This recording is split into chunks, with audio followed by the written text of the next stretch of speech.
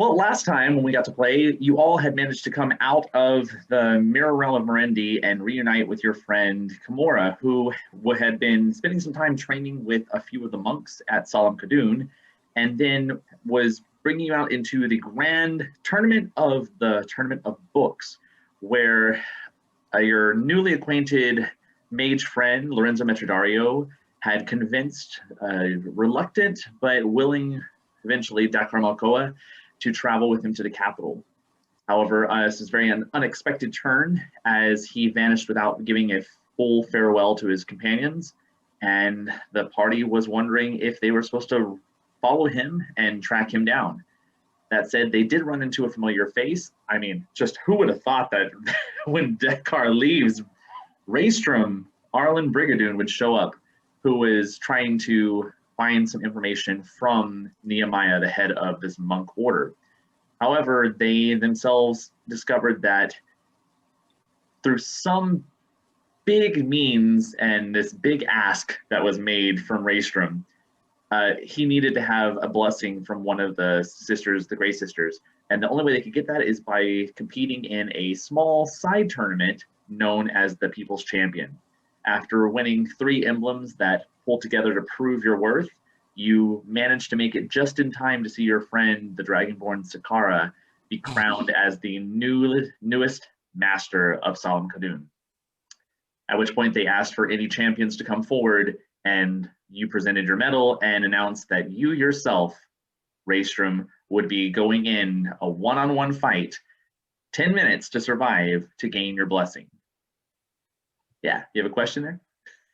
That was 1 minute. Oh, yeah, 1 minute. Well, 10 rounds. Okay. 10 rounds. Yeah, this is going to be a really long episode. 10 minutes. I want that 100 rounds. Welcome to our first 24-hour episode. Raystrom Arlen Brigadoon, what is that, Telethon? Oh, gosh. Well, we've got the coffee brewing tonight, boys. At which point, Raystrom, you just had made this announcement, and then as you look over, you see standing up, all of you, a heavy-plated figure of Jocelyn Reese, who has apparently shown up to the tournament that she had warned she would not be able to make. At which point, I'm going to go ahead and turn it over to you, as you have a few minutes to prepare and talk with your crew. Q is going to immediately turn and like kneel down, kind of like almost in a fetal position. And did she see us? And like start hyperventilating. Calnus is moving as just to a place that will maybe block her a little bit. Voxel's hood is going up. Are y'all embarrassed to be seen with me? No, that's Jocelyn. Who? Bad. Oh. She can't see us. She's a she-witch. A bad one. That was the one that killed Connor, wasn't it? Yep. Bad. No, Jocelyn. No. Nope. Nope. She can't see us. She can't.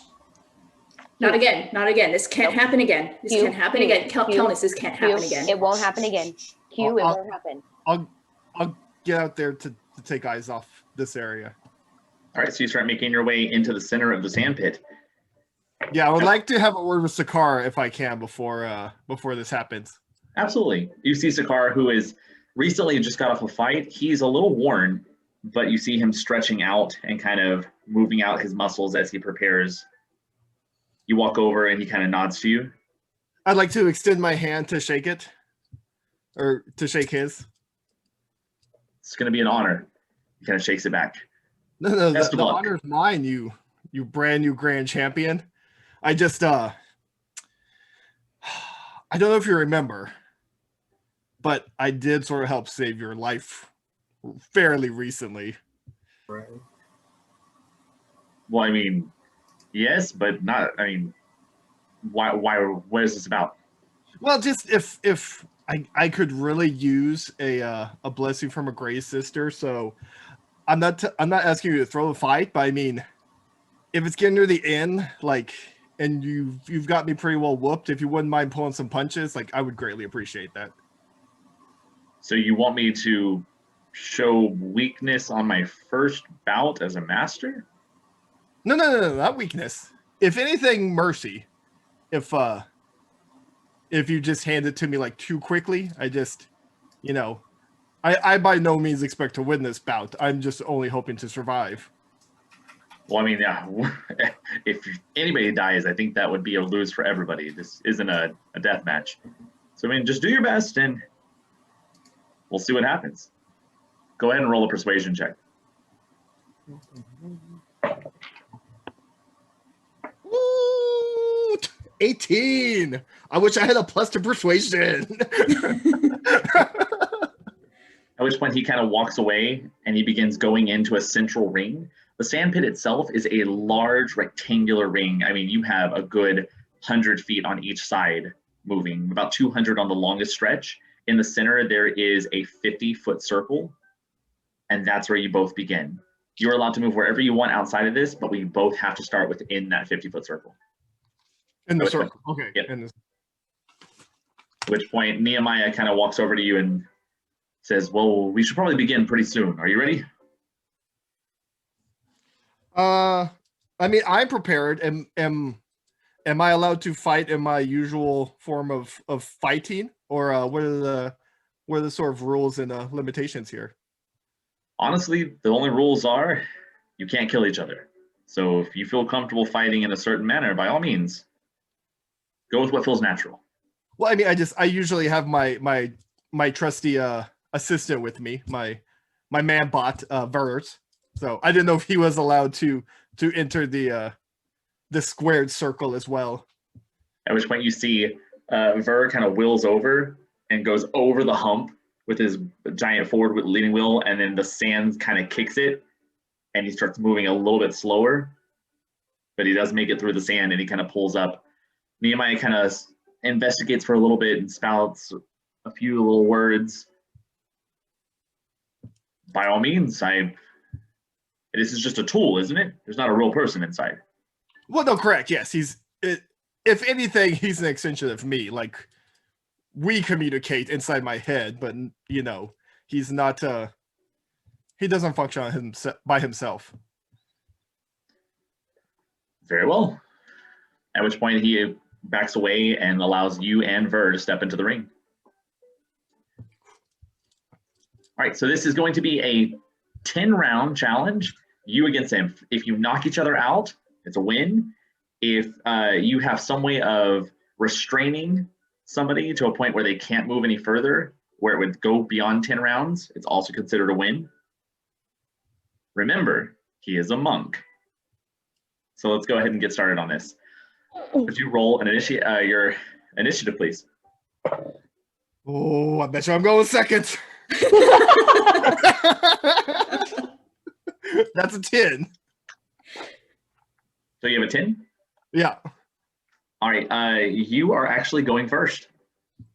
At which point, Sakara kind of looks at you and says, by all means, make the first move. And he kind of hops into a stance and gets ready. Round 1, what are you doing?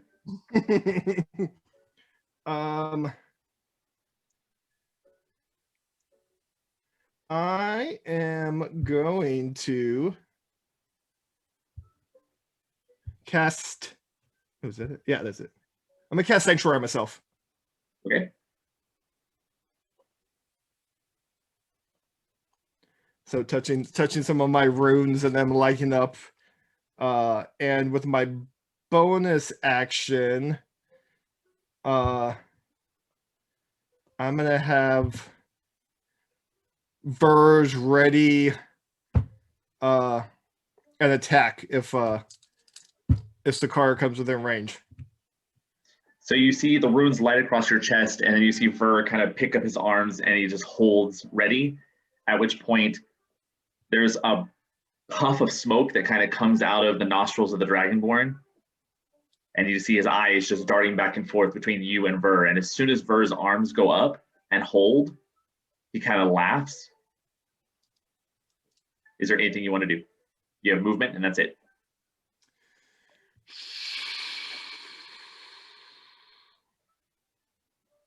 Be quick. We're moving quick on this one. How far are we away from him? You're less than 50. Less than 50. No, I'm gonna hold fast. All right. As soon as you do that, he goes sprinting forward about 25 feet and then slides into the dirt itself. The dirt kind of kicks up, at which point he opens his mouth and then erupts his breath attack.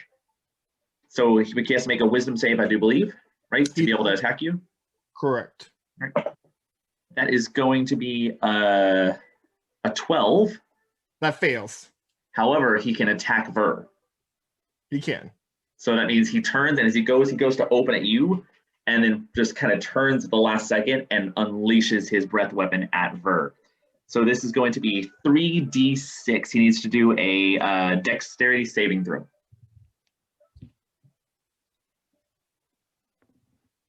15.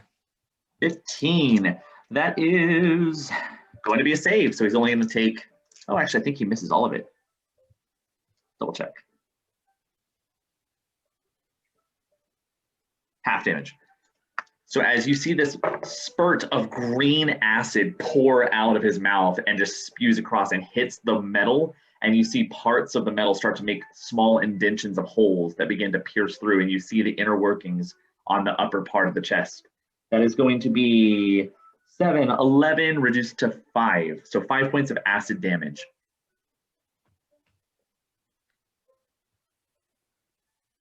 At which point you see him go into this new stance with his arms out to the side, and he gets down in that feral position and he waits. That is round 1. Round 2, it's you. I'm going to ready a dodge charger, and with my bonus action, I'm gonna have Ver same thing. Like he's gonna go in his attack position for if Sakara comes within range. So are you doing two, just staying where you are, but you're both going into defensive position? Yes. All right. At which point he goes running and takes off at a huge speed. He does a full arc around you, moving faster than you've seen anybody, and then he is behind you. As he comes up behind you, he goes to make his punches into you. So he has to do his wisdom save first to be able to attack you. That's going to be a 15. I think that's exactly what he needs. Yes. So he's going to be able to go through your sanctuary to attack. So for the attack, that's going to be a miss horribly. Second attack is a natural 1. Horrible miss as he goes and is trying to get through you, but he's punching right into the armor with his bare fist. He's going to use his key point to do a flurry of blows. That is going to be a 26 to hit. Are those at disadvantage? No, they're not. Thank you for saying that, because you're so that means the first one would have missed, the second one would have missed as well. The flurry of blows would also have missed. His last one is a 16. Oh, that's a miss. Oh, so yeah, he goes and he's hitting into your armor, and you hear the thuds, but your armor is thick. This is dwarven steel that is not budging.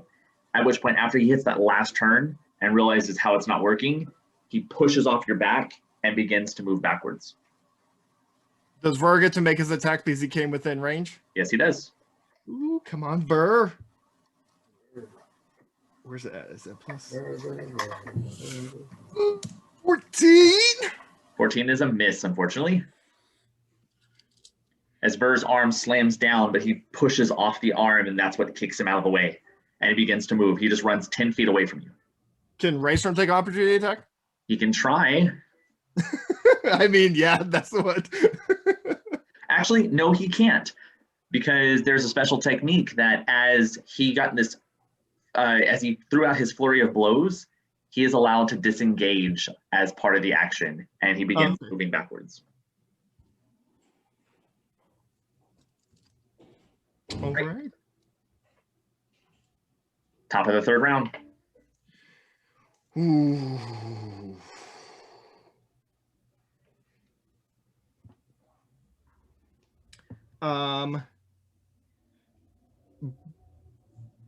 Raystrom and Ver will head the opposite direction from Sakara.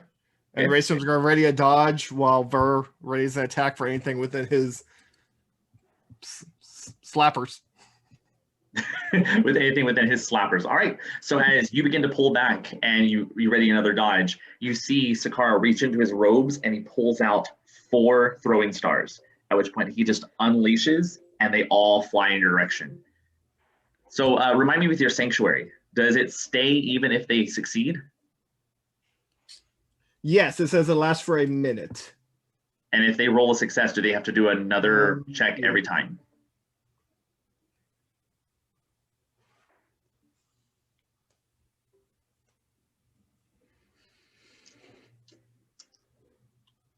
Yeah, it says until the spell ends, any creature who targets. Yeah. All right. That is a natural 20, so he's going to hit. First one, it's at disadvantage because you're dodging. That is going to be a 19 to hit. That'll do. Second one at disadvantage. Oh, that's going to be a 28 to hit. That'll hit. Third one at disadvantage. That's going to be a 19. That hits.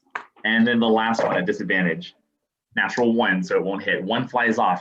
You're going to take 3 darts that come impacting into you. They aren't that heavy, but they're going to do some damage. So 3 darts. Ooh. 9. That is 24 points of piercing damage. At which point he begins charging in the distance, and he gets up about 15 feet away from you before he slides into the ground again. And you see him go back into that stance, that feral stance inside of the sand. It is your turn, top of the 4th. I'm going to heal wounds myself at 2nd level.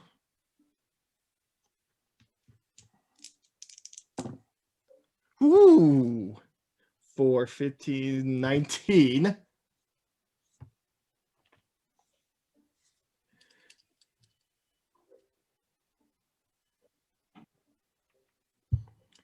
And then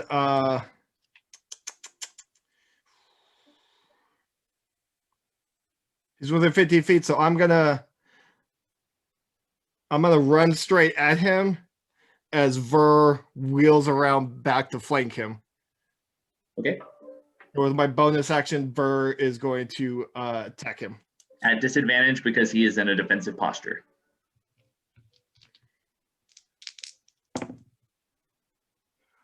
Nine. That is going to miss. As Ver goes and he rolls to the side and once again is back up and ready to attack. As you both have converged, you're now flanking right on top of him. He goes and he's going to do 2 punches towards you if he can. That is not going to make it through. So he goes to get you and there's this sudden psychic sense that he has to shift. So he pushes off of you and he's going to do 2 kicks followed by a punch to Ver. So 3 attacks coming to Ver. Oh. First attack, that is going to be a 27. Yep. Second one is a natural 20. Yep. And then the next one is a 20 on the die. Yep. All right, so these are all unarmed. It's going to be, first one, that's 10 points of damage. Second one was the crit. That is 11 points of bludgeoning damage. Third one is 7 more points of bludgeoning damage. Is that 28 total? Yep. Oh my god. Yeah.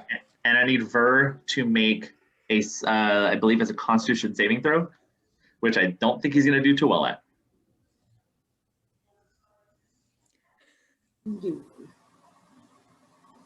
Plus the con, he does. 16. All right, yeah. He doesn't seize up. He's not stunned. At which point he uses Flurry of Blows. He gets to disengage automatically, and he flips over. See how he does on the flip? He's perfectly fine with that. Flips over Ver and begins to back up. He is now 10 feet behind Ver, so about 20 feet or 15 feet behind you, or in front of you. That's the top of the 5th round. Okay. Raystrom is going to back up his maximum distance. And ready, let me see. How far is your distance? 30 feet. Okay. And 45 feet away. And Ver's is 40, so Ver's gonna back up next to him. And Raystrom's gonna ready a dodge, and Ver is gonna ready his Whompers for Sakara gets in range. Okay. So as you quickly hustle back, ka-ching, ka-ching, ka-ching, ka-ching, and Ver speeds through the sand, spewing sand everywhere. You hear the of small feet as you look, and as you make your 40, he uses his full movement. He has 55 movement and makes it all the way up to you. And as you get back and turn, he's right there, ready to come in and attack again. So to get through your sanctuary, that is going to get through. He's going to make 2 attacks at you, 1 kick at Ver. First attack. Ver would get attacked, by the way. Oh, okay. 10 to hit. 10 is a miss. Ver, what you doing? Look alive, Ver. Look alive. Is a miss, so he goes a punch and hits on a heavy part of the chest. Second one is a 26 to hit as he comes across your cheek and lands a blow. Is that at disadvantage? Not for you, because you're not. Oh, you did Yes. All right, so that first one is a miss. Second one is also a miss. Third one, the kick to Ver, is also a miss as he hits and cannot get it at all.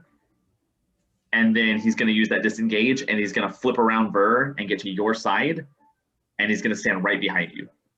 And then he goes into that defensive posture. It is your turn, top of the 6th.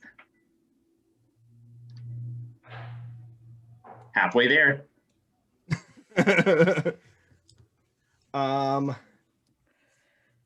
So he's within melee range right now? Yep. Okay, let me see. He's in melee range with you, not with Not with Ver? not with her.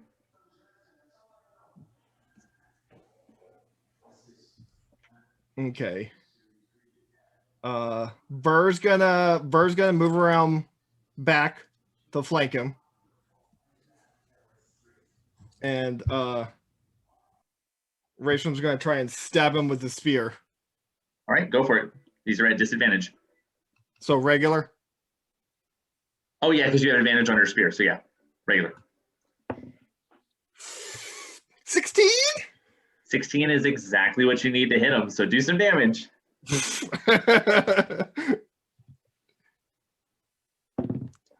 7 damage. Yeah, as you go through and you stab and it catches the cloth and you hear the rip and you pull back and there's just a little bit of blood. Have fun at the dry cleaners. Good use of your talking. Your free Oh talk. my god. Anything else you want to do? I'm gonna make my second attack.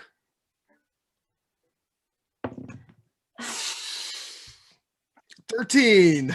No, unfortunately, that is a miss.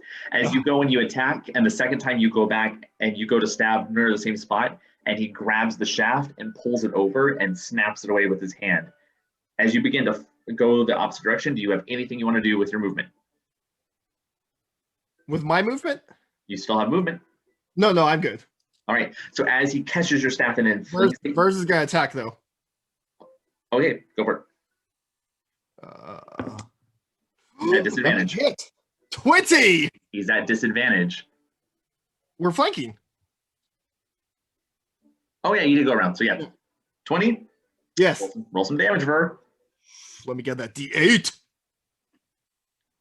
Oh wait, hold on. Yeah, it's just 1. 9 force damage. All right. Yeah, as he gets a good wallop on the side of his left shoulder blade and kind of looks over, he uses that momentum though and goes towards you and goes into 2 kicks towards your back. So that's first to get through the sanctuary. Does not. So as he goes, rethinks, and then shifts weight the other side and does the kicks towards Ver. First one is going to be a 28 Yep. That's gonna. Ooh, I rolled the wrong die. Sorry. It's No, I probably didn't. still enough damage. So that's gonna be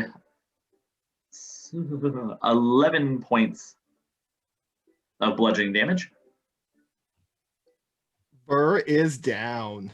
As he goes and shifts and kicks the weight, he falls to the side. He goes to look at you, make the next attack. He's got to get through Sanctuary. He is going to get through it, and he goes and gives you the last kick. It is a miss. At which point, he goes and starts running away from you. He is now about 20 feet away from you. Is there an opportunity attack there or no? There is. Ooh, let me get him. Get him. I'm not going to get him. 14? Nope. That dice is going away. All right, top of the 7th. Your turn. As he's running away, I'm going to turn and chunk my spear at him. Go for it. 26. That will do damage. Actually, you're chunking it, which is a projectile. Yes. So he's going to attempt to catch it. Okay. So what was your damage that you rolled? 10 damage. 10 damage. Okay, let's see if he can deflect it.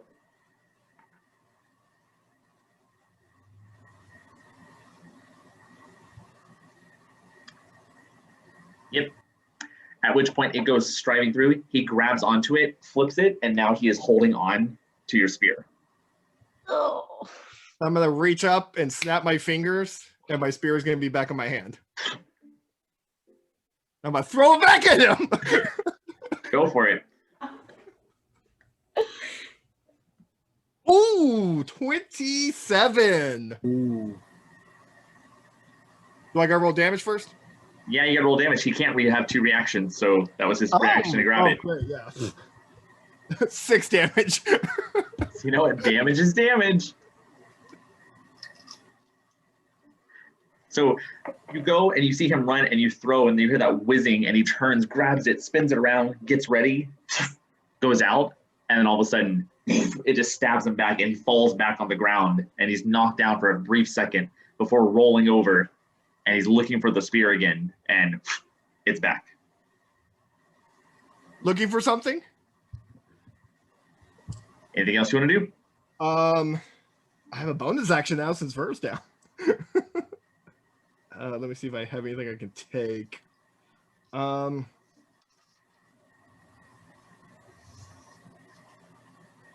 I will just use movement to try and create space away from as far as I can. So you're doing 45 away? No, just 30. Okay. He's going to be able to close the distance as he goes running after you, goes into like a cartwheel almost, and then rolls on his shoulder. And then as the sand kicks up, he leaps in the air as he comes up and goes to slam down on top of your head. But can he get through? No, he can't. So he goes and stops like right before he gets to you, wondering why. And he goes for the other hand. That one is going to get through. That is a 25 to hit. Yes, I'll make damage. All right, that is doing 9 points of bludgeoning damage. And I need you to make a Constitution saving throw as your body begins to seize up.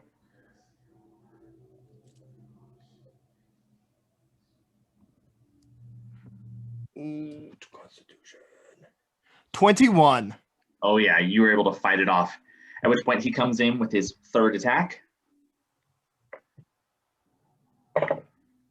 That is a 20 to hit. Yes. That is another 9 points of bludgeoning damage. Did he make the sanctuary save? That's a great question. Yes, he did. So 9 damage? Yep. And I need you to make another Constitution saving throw, as that is his last key point. I'm going to go ahead and, with that information, use a Flash of Genius and concentrate on not getting keyed. 13, 18, 22. You are not stunned. You're still standing though, so that means we're at the top of the 8th round. Oh man, I'm a round off. Okay, let's see here. I've got that, so I'm gonna go ahead and touch myself and cure some wounds.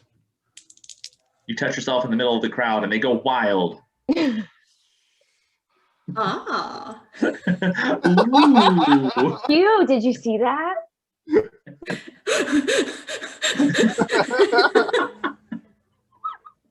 Somewhere there's a flesh Kimura that's just like falling over on the stands, and you see the whole crowd begin to start the wave. That's my turn. All right, just gonna keep attacking you. That's all he's got in him. Well, that's all you can do right now. So first one does not get through the sanctuary. Second one does not get through the sanctuary. That's all I can do for that one. So at which point, just stands his ground and says, let's finish this. All right. Well, I mean, with that kind of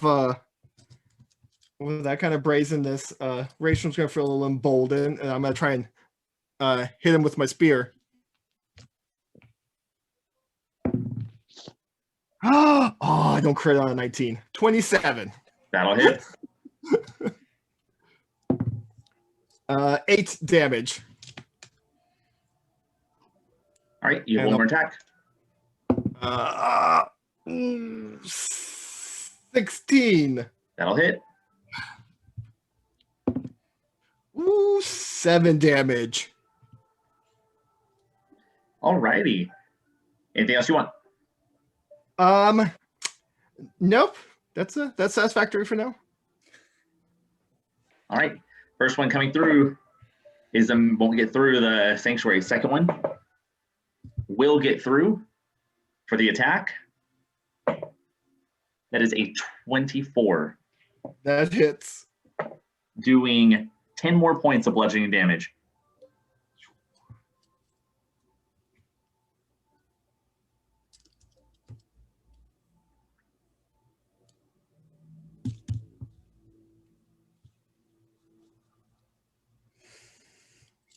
Say something. Is it my turn? I don't know. Do Final round. something. Dramatic final round? Final round. All right. Do I? Yeah, I got stuff. I'm gonna use my last cure wounds on myself. Oh.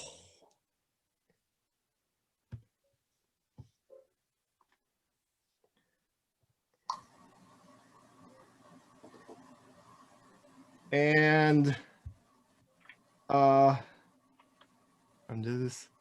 gonna ready for the assault.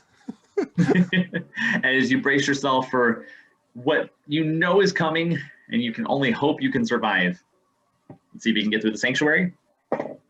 First one gets through. The attack. 25 on the die. That hits. I'm gonna use my reaction to shield. Okay. So it boosters my AC for any further attacks. Okay, so you use shield, it would go for that attack, and it holds for the rest of them. Oh. So you're using it for that attack. Yes. Okay. Then yeah, I'm doing that. So what's your AC? My AC now currently is 24. Okay, so it still would hit, but now for the rest of them, it's 24 onward for this round. So it's still going to hit. That is max damage, 11 points.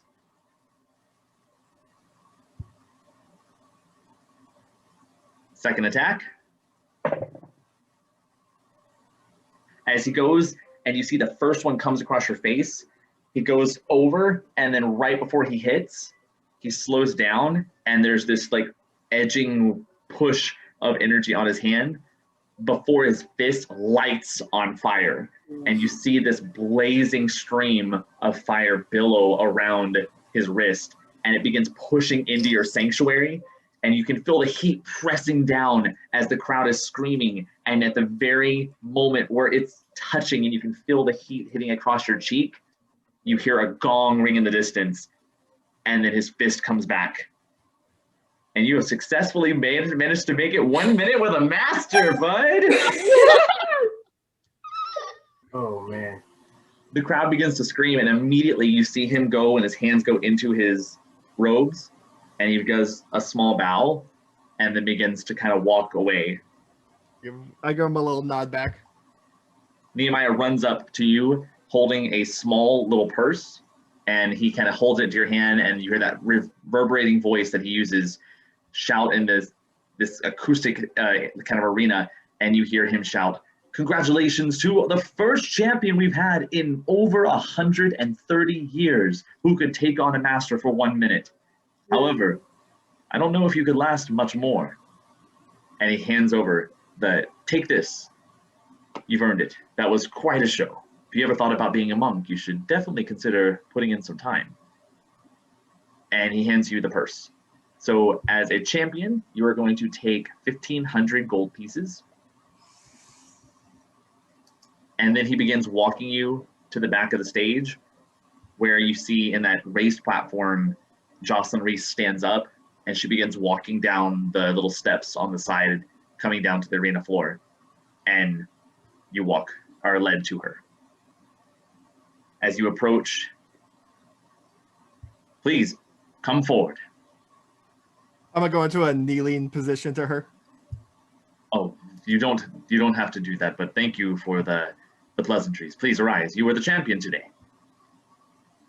Do I know you? I don't believe we've had the pleasure.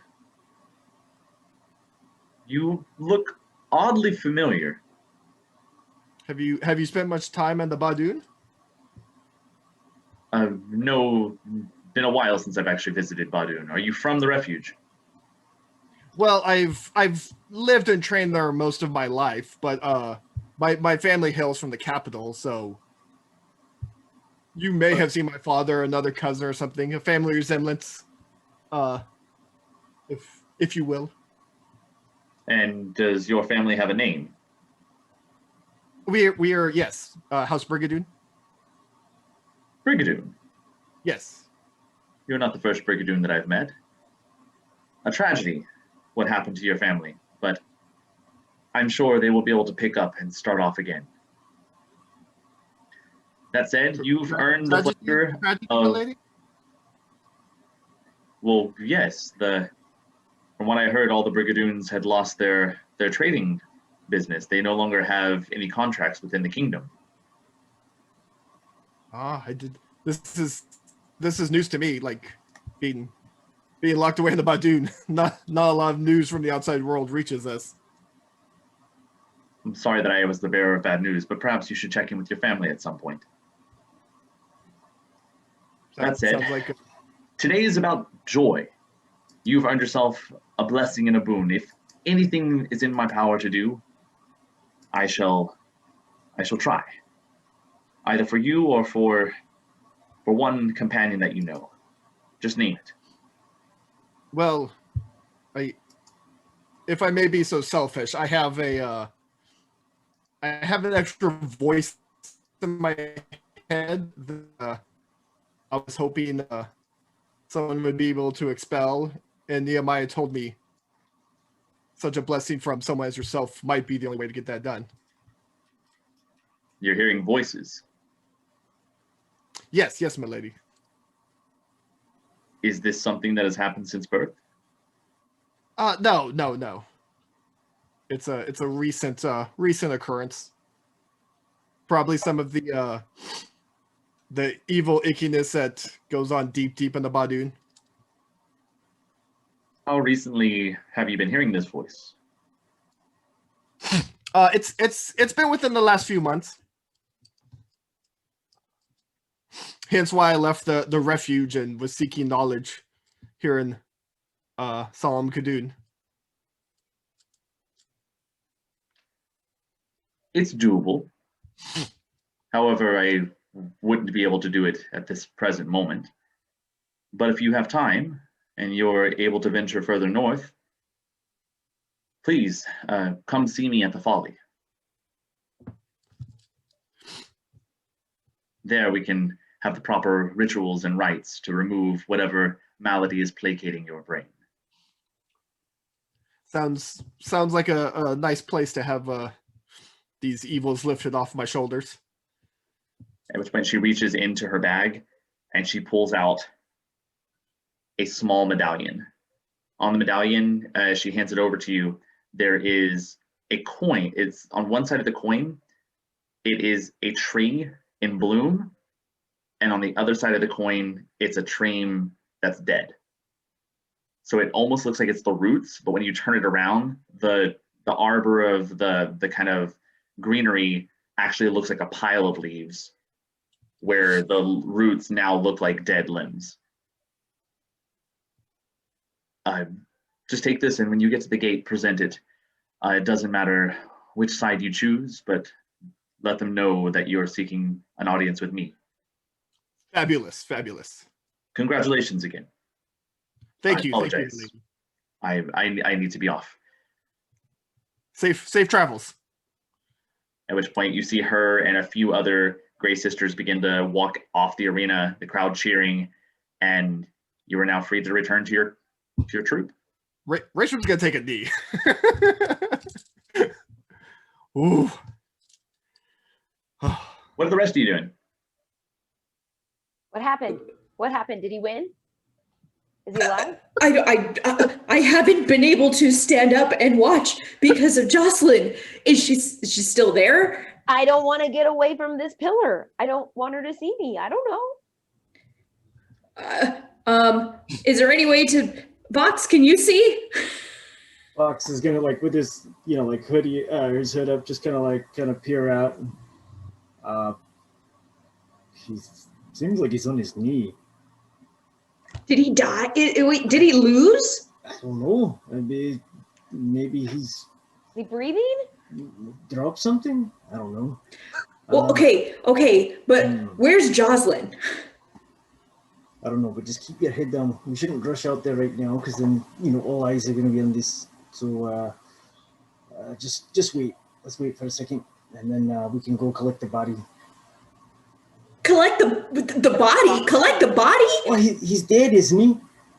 Is he? You said he was kneeling. That doesn't mean he's dead. They're gonna kill him, right? That's usually how it works, isn't it? Like, after you lose a match, they cut No, your head the straight monks off. don't do that. Not when you lose a battle. No. Look, And I don't know anything about monks. I've been I'm just watching saying- these tournaments and these battles. They're not gonna kill him for losing.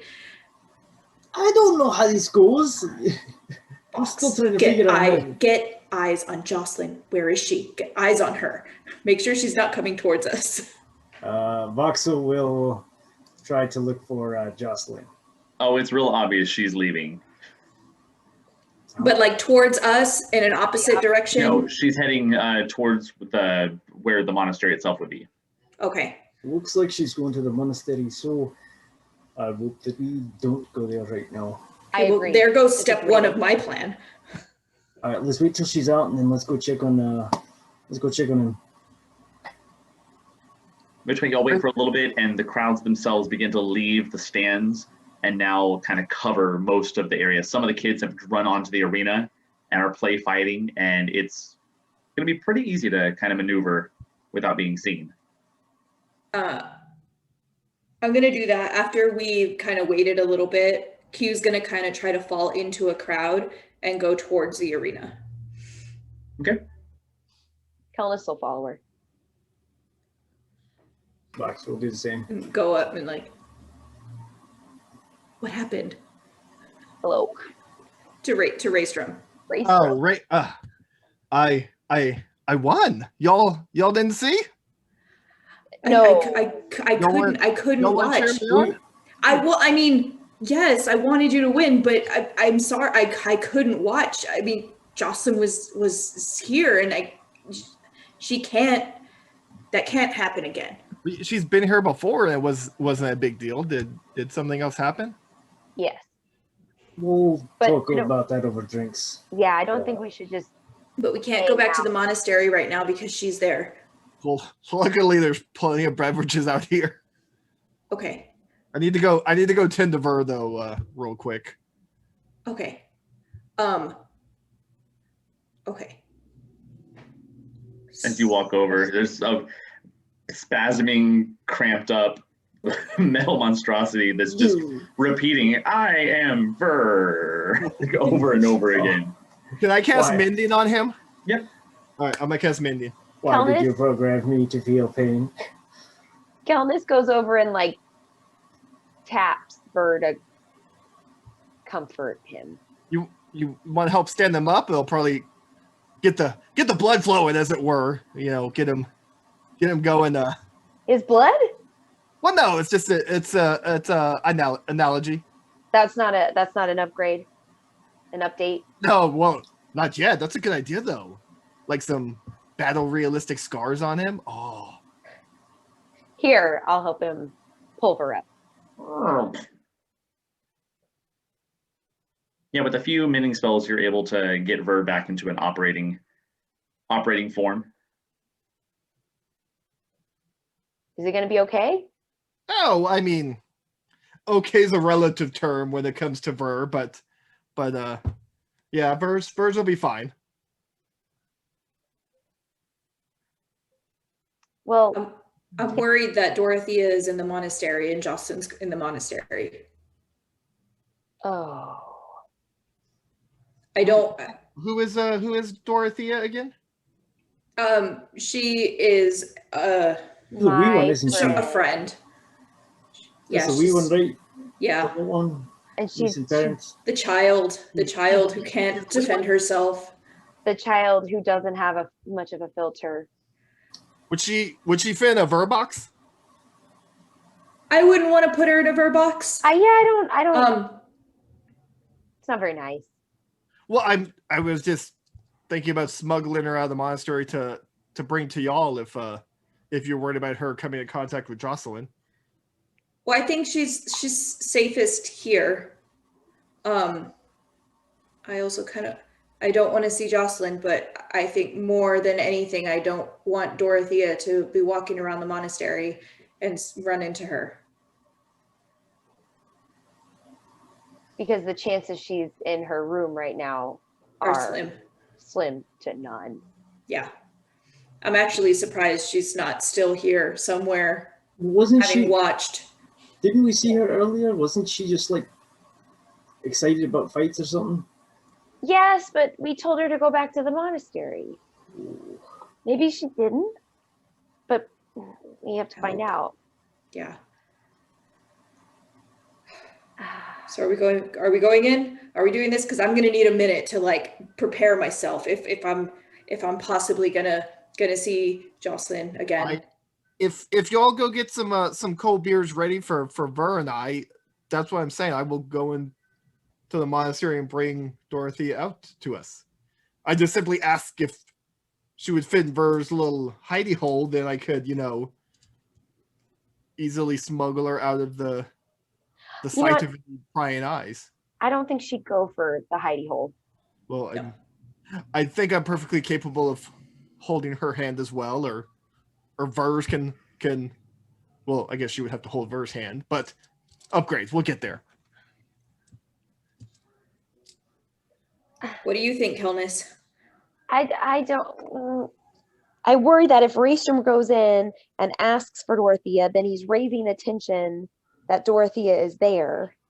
I'm not an idiot. I'm not going to ask for her. I'm going to look for the person you're describing. I don't know if she'll go with you. She doesn't know you. Is there something I could take her of y'all's that would let her know? I don't think so. have I mean, anything. is she familiar with your dagger, Callis? I could show her your dagger. No, but I would like that back. Oh, would you like to barter for it? Hold on, give me a minute. I just Let me.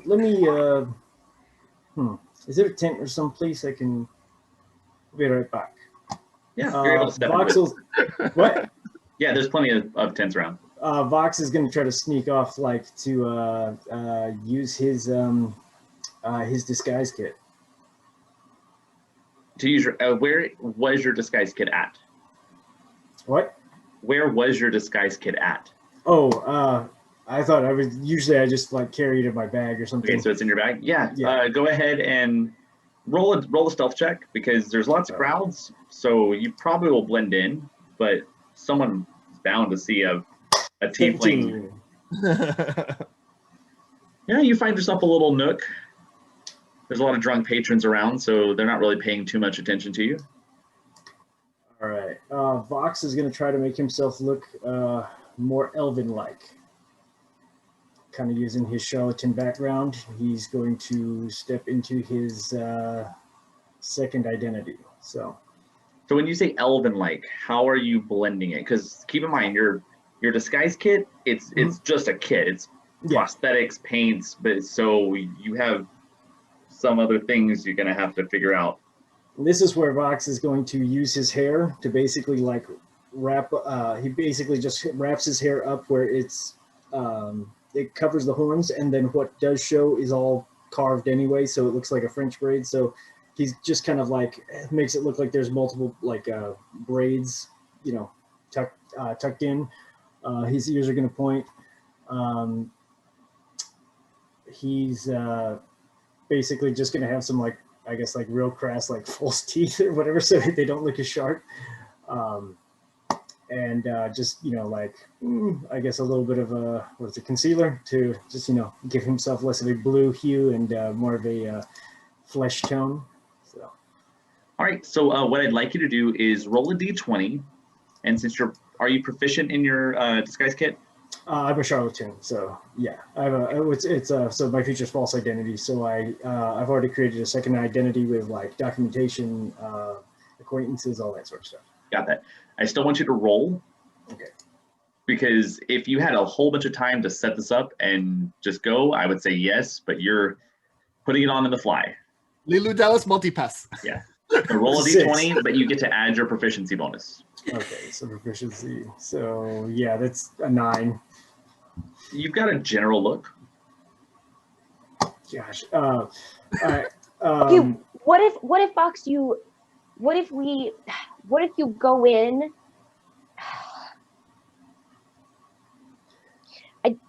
What if, Like as a lookout? That's no, what, I mean, what if we just see Nehemiah and just tell him, and then we can leave? look, We could just leave. Where do you Jocelyn, think Jocelyn's going? Probably with Nehemiah. Jocelyn's going to the Folly. Right now? I would assume some point soon. She beckoned me there to get the full extent of the blessing I need for the issue I have in my life right now. Look, I know this isn't great, but all I have to do is just walk in, find her, tell her to, you know, get out of there.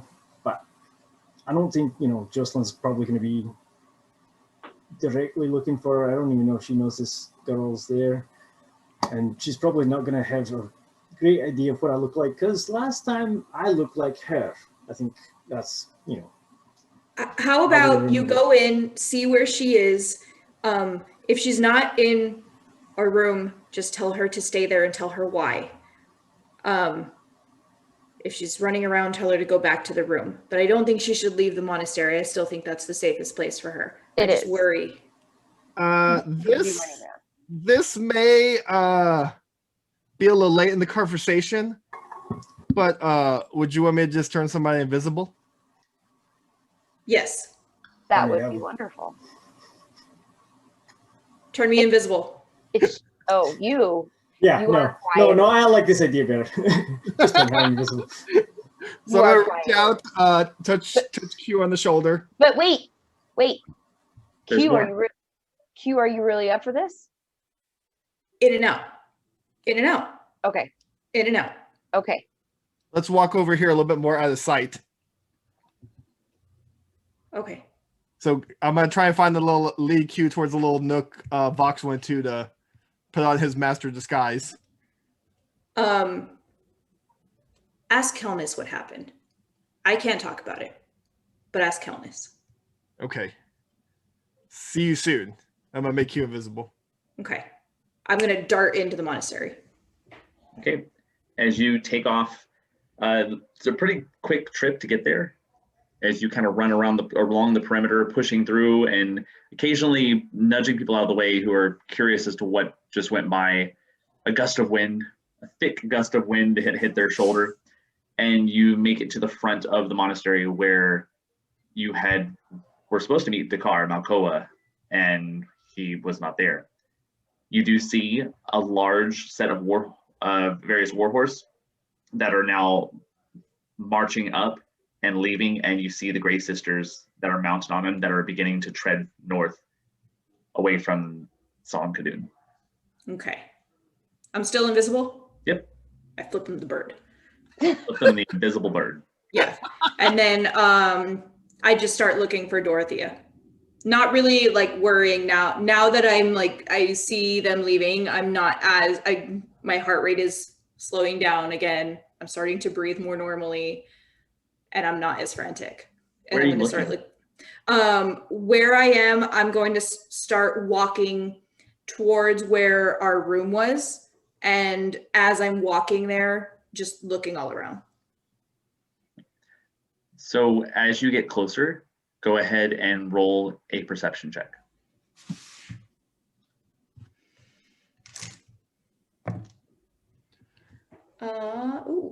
25. As you get to your room, you hear Dorothea's voice, but she's not speaking in a language that you're familiar with. And you hear a conversation going on, her voice and someone else's voice, as there's this subtle whisper back and forth in this different tongue. And that's all you got. Okay. And I don't understand this? Okay. I'm going to try my best to remember some specific words that they're saying from the other side of the door. Okay. Like some like strings of sounds that they're saying. And I'm just gonna wait and see. Like I want to see if I can hear inflection and like emotion, like see like what the tone of the conversation is. Roll an insight check.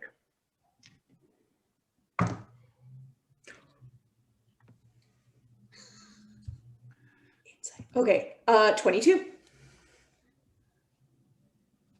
Dorothea's voice still sounds as playful as ever, but when the other voice speaks, Dorothea stops. There's an abrupt end to what she's talking about, as if she's being cut off. And then as the conversation goes on, the other voice gets more and more stern, as Dorothea's voice gets more and more timid.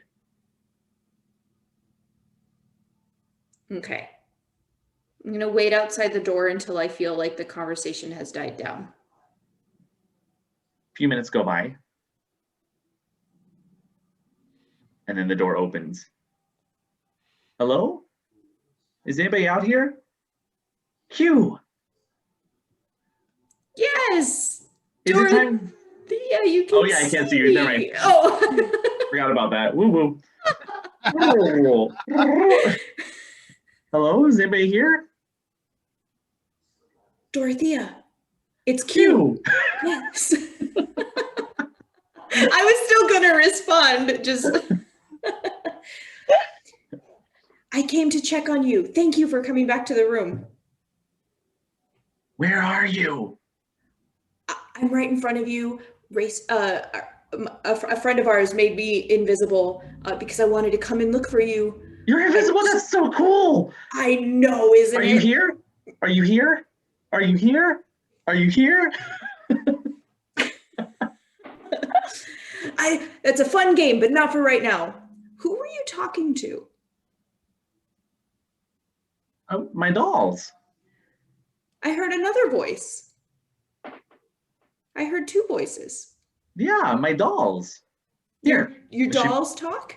Yeah. Come look at them. And she pulls you in, and where that semicircle of rocks were, where there was a rock in the middle, she starts talking to you about this one's the teacher, and those are the pupils. They listen to the teacher, and she's training them how to be monks. So she's talking to them. Okay. This one's me. And she pulls up one. It's a small little rock that's painted green. This one's me. But it sounded like somebody was being mean. Well, Was the teacher yeah. being mean? No. I mean, she yelled at me, but she said that I wasn't following rules. So I had to go to a timeout, and I didn't like that. What rules were you not following? I'm just not listening. Oh. Well, did you have a good reason to not be listening? Yeah, I was waiting for you guys to come and get me. Is it time for the fight? So about that, Dorothea, we saw somebody bad, so we didn't come and get you because it wasn't safe. But one of our friends won the fight. So I the know. fight's over? It is. But you know what, Dorothea? I don't know how to turn off being invisible. But you know what? I didn't get to see the fight either. I was hiding from the bad person, and I was going to ask the person who won if he could reenact it for me, because I really wanted to see it. So maybe we could watch it together.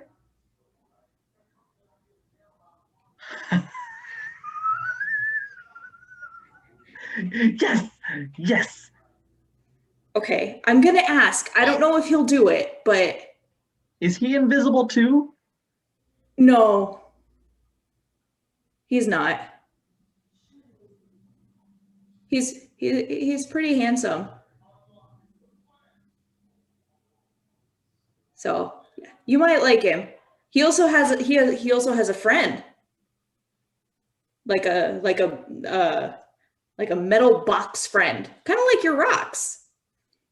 He plays with dolls too? Yeah, he plays with dolls too. Oh. Can we go see him now? Yes, because I know that it's safe now. Okay. Okay, but just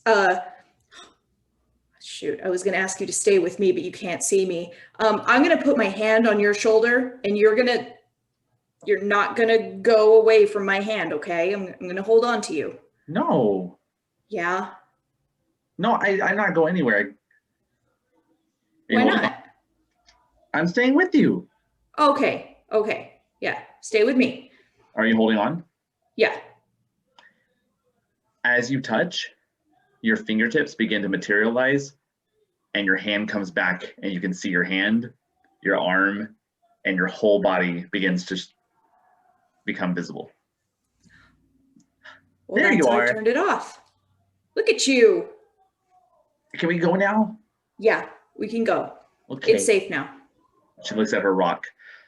You behave. You have to stay here. We're going to get in trouble again. And she throws it at the wall. Oh, God. All right, I'm ready to go. Okay. And y'all begin to head back. And we...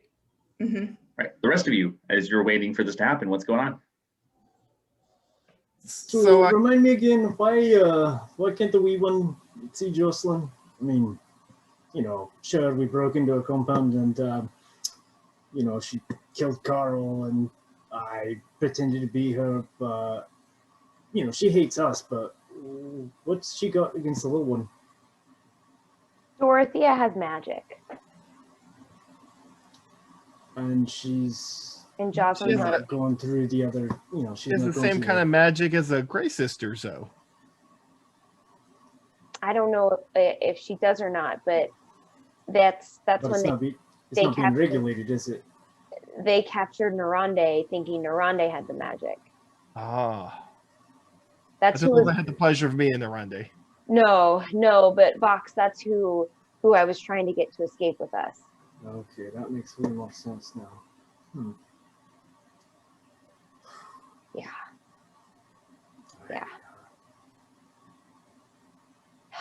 So what happened between you and her since we parted ways? Q like seemed deathly afraid of her, and I mean, I've never seen you to be one to cower.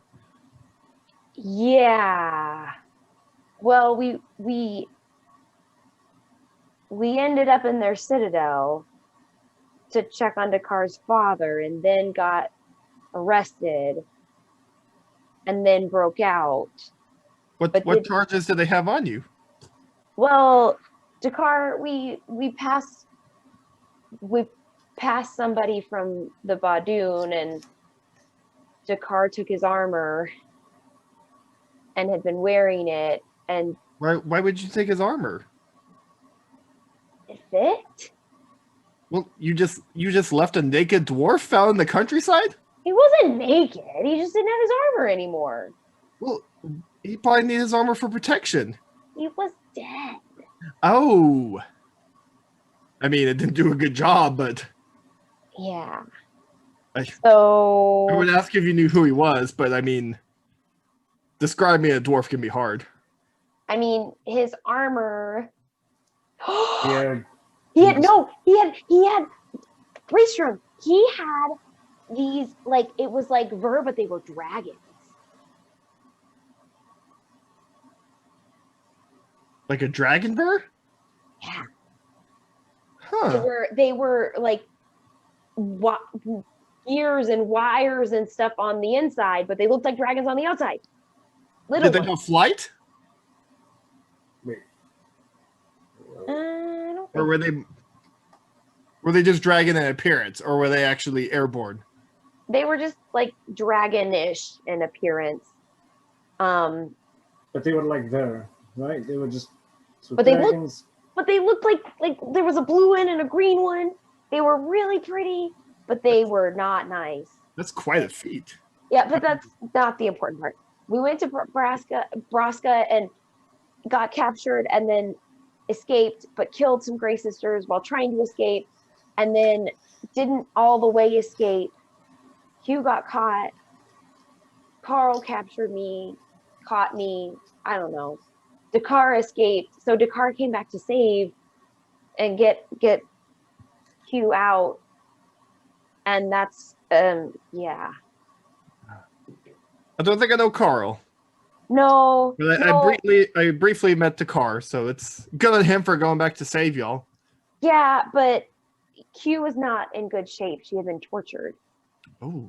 and so How had Dorothy. long? Days. Oh. It was bad. She was not in good shape.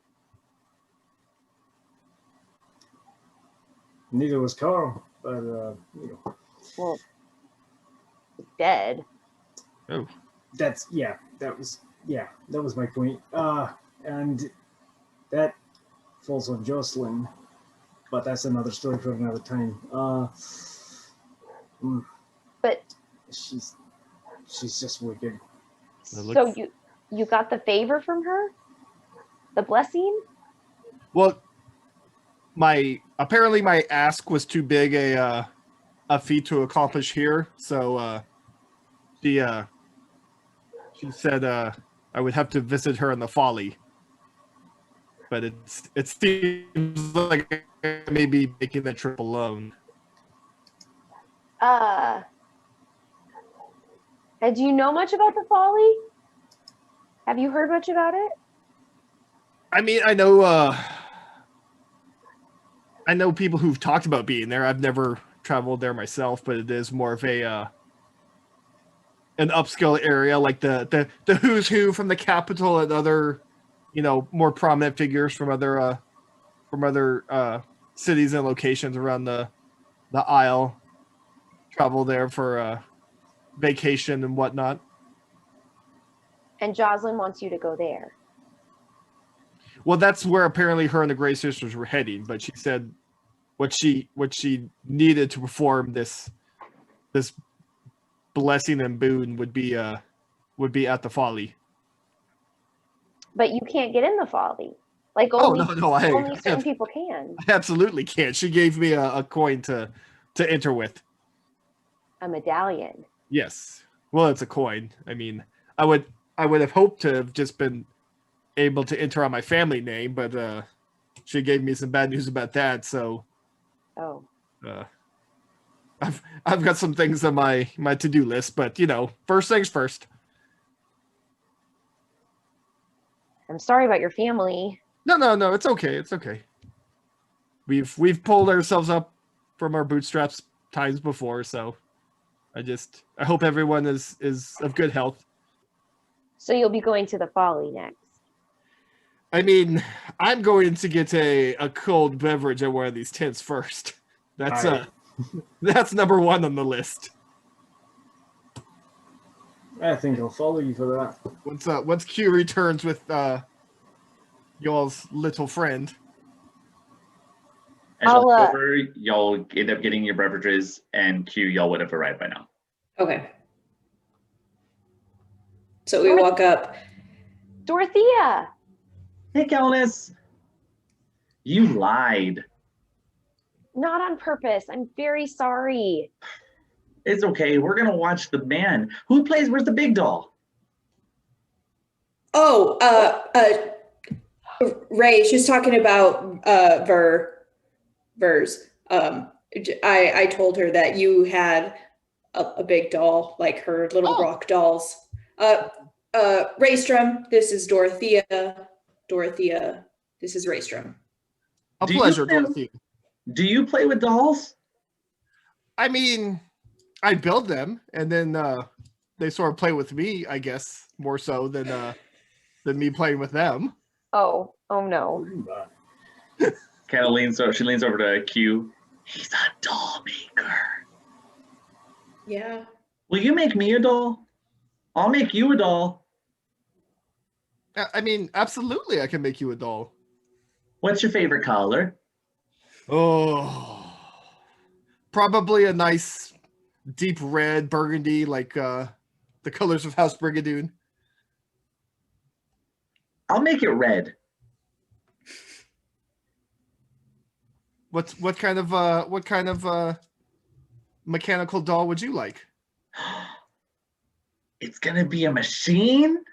I mean, it could be anything you want. I want it to be in the shape of a turtle, but I want it to have wings, and I want it to have horns, like 3 horns, like a triceratops, and I want it to be able to fly, and I want it to have lights on its eyes, and I want it to be able to talk to me, and I want it to be able, and she just starts rambling on. And I want its name to be Sarah. And then She hops on top of your lap and she sits down. And I also want a pony. Natalie drawing a sketch, making notes. So some of these are doable. Do you have 6 to 12 months to wait for the doll? Q, do we have 6 to 12 months to wait for the doll? You have a lot of time to wait, Dorothea. Yes, I have plenty of time to wait. I will have it in 2 days. How about I give you a prototype in 2 days? What is a prototype? It's a representation of what's to come. What is a representation? It is a facsimile.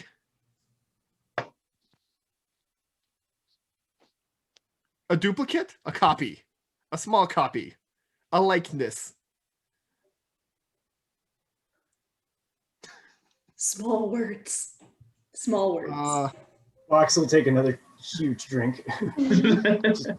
It'll be a doll of your doll. Like if my doll had a doll. Precisely. Like a pebble. Yeah. Okay. Q's gonna sit down with everybody and get a drink.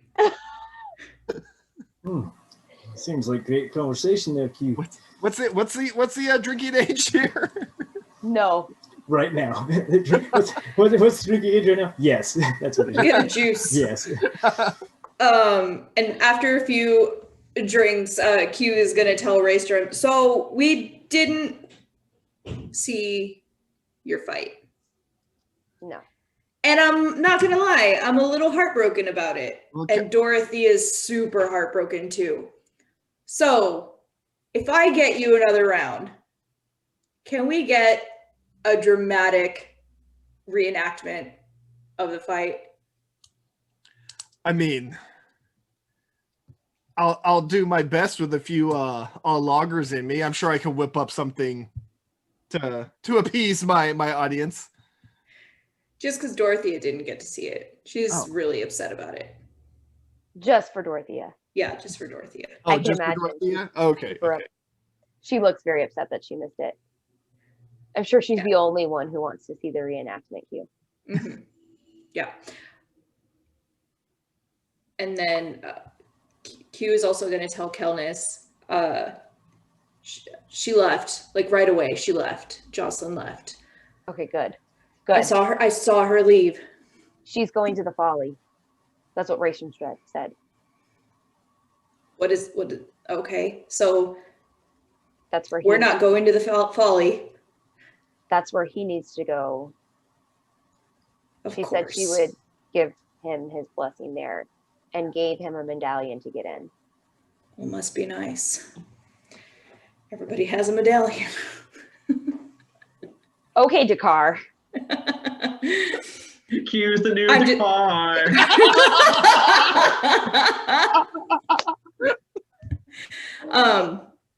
Well, I guess we'll talk about that more in a little bit. You want to see this reenactment? Yeah.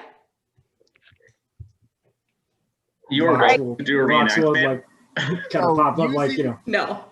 Box will use what's it? Minor illusion.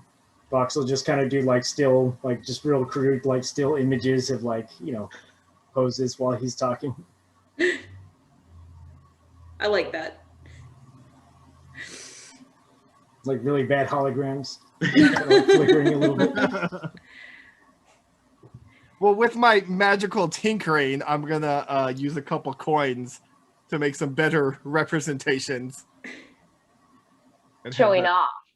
Have an overly dramatic, evil-looking dragonborn and a much more heroic-looking Raystrom and Burr. Excuse me, but that doesn't even look like Sagara.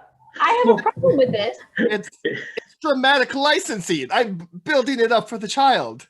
It's Trogdor, the Burninator. Put on one of those PPRs too.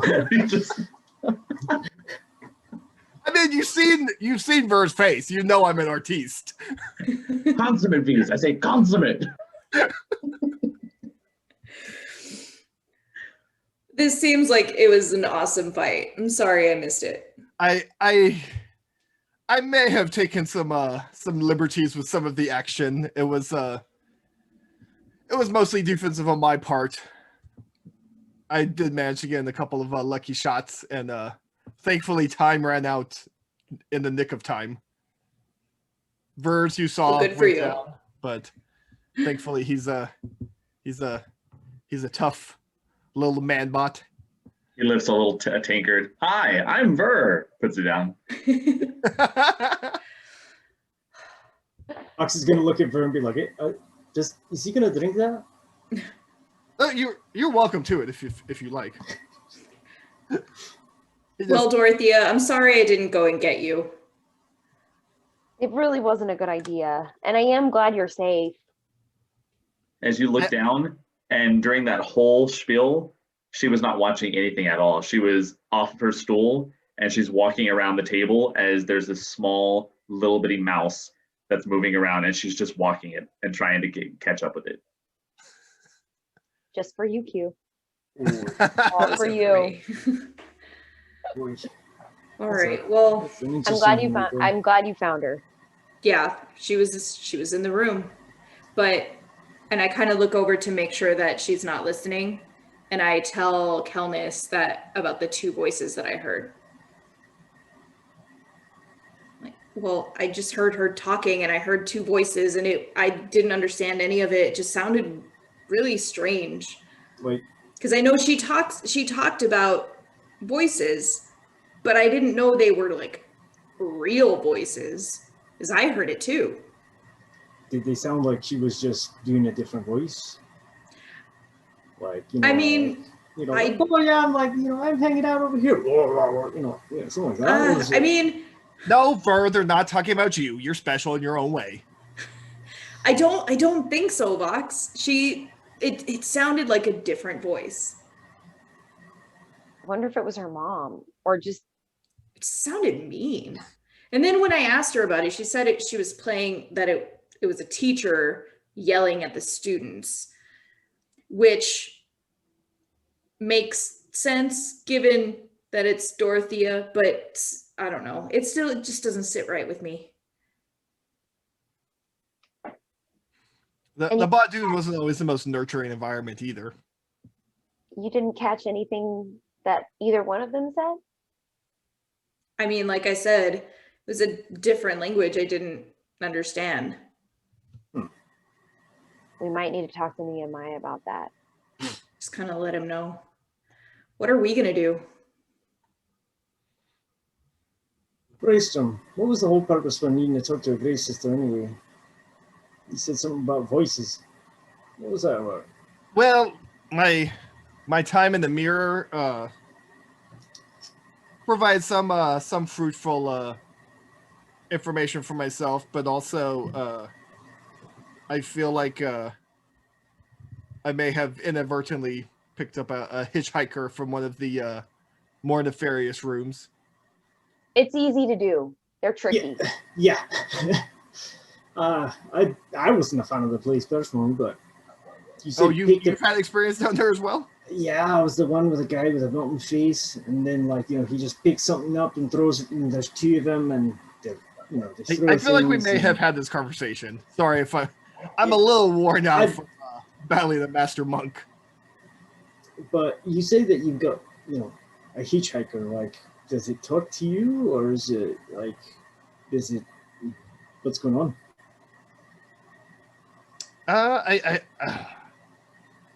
It's more of an eerie feeling like that it gives me, and I guess an overall sense of dread for some possible evils in the Badoon that I've only heard, whispers and stories and whatnot about as an apprentice in my time there. So it's a little bit unnerving, but is it really important to you that you get rid of it right away? I mean, sooner rather than later, but I've been dealing with it since I left the mirror, so I'm not much worse for wear than I was before I went in the mirror. That you know of. Have you ever been to the Folly? I've never traveled there. No, I know plenty of other families from the capital that vacation there, and other prominent families, but I myself was too busy learning all I could about Dune when family and friends would vacation there. So you never heard what was there? Because I mean, if it's a big, I know it's an overindulgence of sorts. I'm not 100% sure on the ratio of shops and whatnot to like just the carnal pleasures being satisfied. I mean, if it's a big place, we could hypothetically go. Maybe Kelnis and I can ask some questions and see if we can see some of the missing people that they were saying popped up there, and then you can go see the devil woman and that bitch. We can, and then we can meet up later and just kind of just stay under the radar. But I don't think we can get in. We don't have medallions. Only Raystrom does. You can try.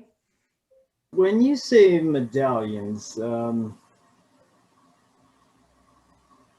you mean something like this? That's a nipple.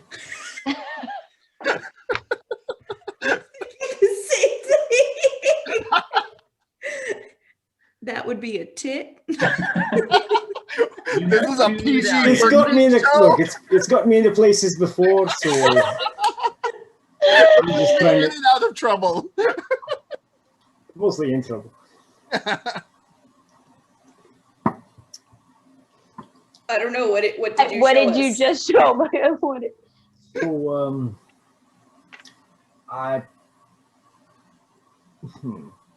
So basically I picked this up when we were in Jocelyn's place, and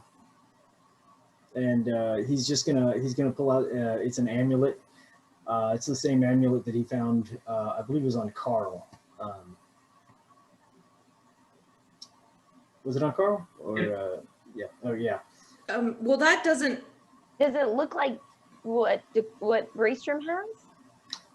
I mean, it's y'all have been to the Capitol, correct? Yes.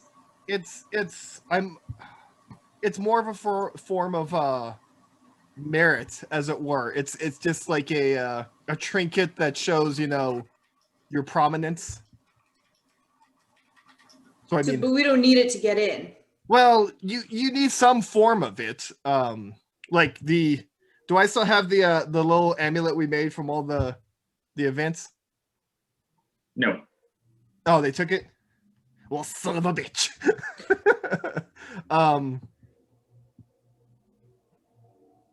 I mean, I think we should. I'm all for trying. We're kind of close. We're closer than we would be if we went anywhere else. And worst case scenario, if we can't get in, we don't go to the Folly, and Raystrom does, and we just wait. And then we don't have to worry about running into her. Yeah, I think that's a good idea. And best case scenario, or scenarios that aren't the worst case scenario, maybe we find people that have gone missing. Yeah. My dad. I mean, Like his on the trip mom. up, I could also try to tinker together some passable forms of merit Oh, for the rest of So- us. Okay. Raystrom, so you come from like a big family, right? I mean, my immediate family is smaller, but House Brigadoon, yes, there are quite a few members. Look, if I can get my hands on maybe better ink, maybe a wax seal or two, I can make it look like we're just tagging along with you. Maybe we're a, you know, part of your house, not necessarily family, but, you know, like servants, or, you know, like you've got business in, you know, if you've got business in the Folly, you know, maybe I can at least make it look like, you know, we're moving something, or, you know, so if you can, you know, tinker together something with your, you know, make it look like you've got an amulet or something you can get us in. I mean, I can at least forge some documents and, you know, maybe make it look like we're either peddling something or we're just, you know, That's kind of running along with you. a nice extra cover just in case. Yeah, I So like maybe that. we What's the don't Folly have known to have a for? medallion. Well, I wouldn't presume to pass, you know, y'all off as my servants, but if that's the best route to go, I know. Especially Advisors? with I mean, you know, I mean, Hired hands. I think we should also try. with large crowds around us, we may be able to gain some more information on the Folly, or if someone is nimble of finger, maybe acquire some merit that way. I mean, some of us have merit, but I don't think it's going to get us into the. Everything I've heard is you have to have something specific to get into the Folly. I don't We can think try. I don't think regular capital merit will get us in, but I do like Fox's idea. Okay. like, what is, like, what's in the Folly? Like, so, like, you know, here they have the, you know, the monastery, and, you know, it's all monks and everything, but like, what's there? Because I mean, if you've got a, you know, if you have to have like a fancy, you know, coin to get in, then clearly they've got something nice there. It's pretty much like a vacation spot for rich people. Ooh. Best At I least- can describe it is it's like a high-end district from the capital. Uptown. So we've got to have something push, you know. So, you know, we could either make it seem like, you know, we're along for the ride, you know, like you're, you know, you've just come back from a huge victory. We're part of your, you know, like your entourage, you know, like we just, you know, like we, you know, like someone entertains you, you know, maybe someone could get loot. Somebody's, you know, just, you know, like tends to the, you know, horses, you know, Carries your bags. If Counts your money. if I may be so bold and throw this out there, like possibly, I could pass off Q as my wife, or Blushes betrothed. immediately. and like the four of us could be going there for our bachelor party and bachelorette parties. I can definitely get a wedding certificate drafted up, you know, and so This is all moving very quickly. You know what? Look, Hang on. No, hold on. So yeah, I can either make it look like it's about to be said, so you're gonna get married there, and so this is just this certificate that's gonna, you know, that we're all gonna sign later, or I can make it look like it's already officiated. I mean, like I said, I just mostly need some wax and decent ink. Are you ordained, Voxel? They're fake papers. Forgery. I'm ordained to fake it the whole way. That's for sure. Well, if this is the plan, while you guys get this ready, I'm going to take Dorothea back and talk with Nehemiah and let him know that we're planning on leaving. I mean, look, I can definitely make I can make myself look like I could look if we can steal some robes here, I can make myself look somewhat official, or I mean, I can just seem like, you know, I'm you know, somebody, you know, just helping out, you know, it doesn't really matter, but you know, I say we plan like a, you know, fake wedding, you're a champion, you've just won the tournament, you know, clearly you guys want to celebrate, and then, you know, we're just moseying on through, gonna vacation, you guys could get married and have a honeymoon, and then, you know, we can just bugger about. I mean, also this coin Jocelyn gave me could get us all in. I don't know. But good to have a plan. Q, Yeah. I do want to go with you to Nehemiah. Okay. Yeah. Quickly, because I think we should go. Let's go. Voxel, would you like some more lager? All right, so as the two of you begin to enjoy the rest of your beverages, so Voxel, you said you're going to be searching for some ink and some stuff to kind of put together your forgery. Yeah, inks and like sealing wax and that. Roll me an investigation check. Can I assist Voxel in looking around for whatever he's looking for? Absolutely. All right. Is that advantage or? You get to decide if you want to do one at advantage or two of you rolling separately. I'll do one advantage. That's an 18 and a. Oh, that's weird. 18 and an 18. So, hooray! Yeah, I mean, you stumble into a couple of areas in the monastery as you're searching around where they're monks. They do a lot of writing, so you find yourself the materials you need to easily forge together some stuff. Go ahead, and it's going to take you some time. So it's not something, if you are planning on taking off right now, that you'd be able to get started. But if you want to work on it now, y'all could feasibly rest and then leave in the morning. That would be ideal. Okay, I kind of figured that's what y'all are thinking of. So go ahead and roll me. It's another d20 with your proficiency bonus. As long as you're proficient, if you're proficient in your, well, your background will allow you to be proficient in it. Yeah. Dang it. That's a 9.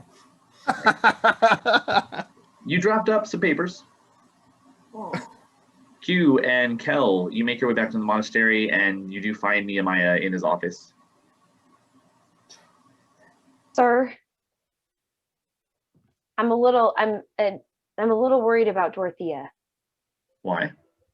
I know she's in wonderful hands here and she's very, very safe. While we were in the mirror, Q mentioned something about her having dreams, and she's been having weird dreams, and today she's always saying that like she talks to, like she hears her mom in her sleep, and today when I was looking for her, I heard her talking, but I also heard another voice at the same time. So I don't know. I mean, it could be nothing, or it could be something serious. I don't know. I wanted to let you know because we are planning on leaving. Voices are, that's kind of ominous, but Dorothea did say, she said that her mom talks to her when she's sleeping, and her mom says that, you know, you're safe and that they're coming and she's up north, and something about Fayrandlease. Fayrandlease. She said these words to you? Yes. What does it mean? Haven't heard those words in a long time.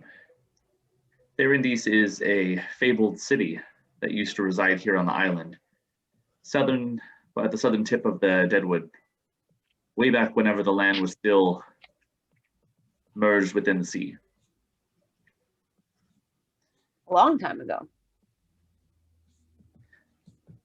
I take it you're passing on these concerns because you want me to keep a close eye on the girl. I worry about her. No, it's perfectly understandable. We'll definitely make sure we spend a little extra time with her.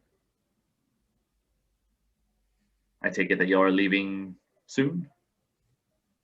Yeah. In the morning.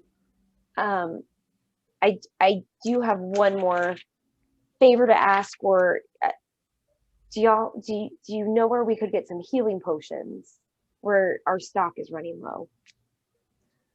Well, now the tournament is over, we do have some medical supplies that have been put together in case of emergencies. We could possibly give you a few things to help you on your way. We'd That'd be appreciate it greatly. I hesitate to even ask where you're going, so perhaps we keep that hidden and we'll talk about it when you return. It's probably for the best. Thank you for all your help, Nehemiah. Absolutely. As always, if you find yourself in need of sanctuary, please return to Solemn Kadun. Thank you. Thank you. For everything. So, Countess, after talking to him, what you retrieve, you're going to get a med kit. Okay. So the med kit itself, in my campaign, it has 10 uses. You can use an action. Anybody who has the med kit, you can use an action to stabilize a creature. Okay. So you guys still have to roll a medicine check, but you're going to get advantage because you have the med kit. Okay, thank you. You're also going to get 2 standard potions of healing. Okay. And you'll get 1 greater potion of healing. Nehemiah, this is so generous. Thank you. At which point you all have the rest of the day to yourselves. You return, gather up whatever you need, rest and recover, finally get your long rest that you desperately needed. And we'll go ahead and take our break right here. And when we come back, we'll make our trip to Farrowen's Folly.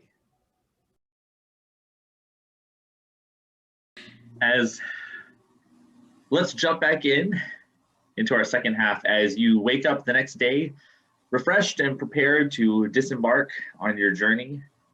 You make your way and gather your 1 horse that you still maintain and head north. Who is leading? Would Raystrom have come up with his cart from Lakota? I don't know. Did Raystrom come up with his cart? I mean, absolutely, Raystrom came up with his horse and cart from Lakota. Well, there's your horse and your cart. You still have 1 horse because that was the horse I was talking about. Oh. Yeah. I'm not leading. I mean, I don't mind leading. Whoever's leading, I just need you to make a survival check as you make your way down. I'm not on the cart, but I'm walking beside it. I am going to keep an eye out on stuff around us. 7. The weather itself is looking fairly dismal. It's not raining, but it's very overcast. And you begin making your way through the pathway up towards the north where you came from the canopy. It's going to take the most of the day to get there, as you have only peered from a distance at the Folly. You've never actually gone to the Folly to see what the actual landmarks are. So you make your way, and by late that night, you do manage to arrive on the outskirts of the Folly. Looking down from that descending bank, you see that open arch gateway that has that single slab door, and in front of it is that pillar and podium. There are countless different carts that are on the roadway itself that line this incoming stretch. So are we it's like we're waiting in line? Nope, To you get in? are, well, it's up to you. Oh, You okay. can get in line if you want. They're not moving. There's nobody in these carts. Ooh. Okay. I mean, should we just walk up to the front gates like we belong here? Right. Is it better to do it at night? Like this, where it's harder to see details? Sure. If I you don't know. Let's try it. Oh, it definitely give me time to, you know, burnish a disguise. And I say that, you know, if you're going to make Grayson look, you know, at least somewhat posh, you all should probably gussy up a little bit and, you know, at least look fancy and, you know, try to at least look, you know, proper. I don't think he's the one we need to worry about. I'm saying What's wrong you. with what I'm wearing? I was talking about me. I'm saying we have to try to at least make ourselves look presentable, because if we're all wearing tattered robes, and, you know, Rayson's not exactly going to look fancy. So, you know, I'm just saying, like, you know, we've got to look a little bit dapper. But I do think your idea of going at night is going to be a little bit better. At least, you know, vision's going to be, you know, less like the better. Okay. So Q's gonna nod and just kind of put her hair into a braid. Yeah. Posh. Well, Vox is going to be Very like, much. no, let me do it.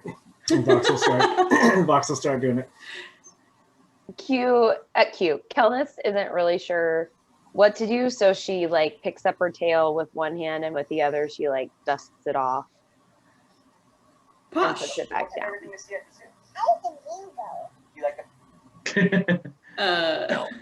Hugh, are you wearing a cloak? No. Does anyone have a spare cloak?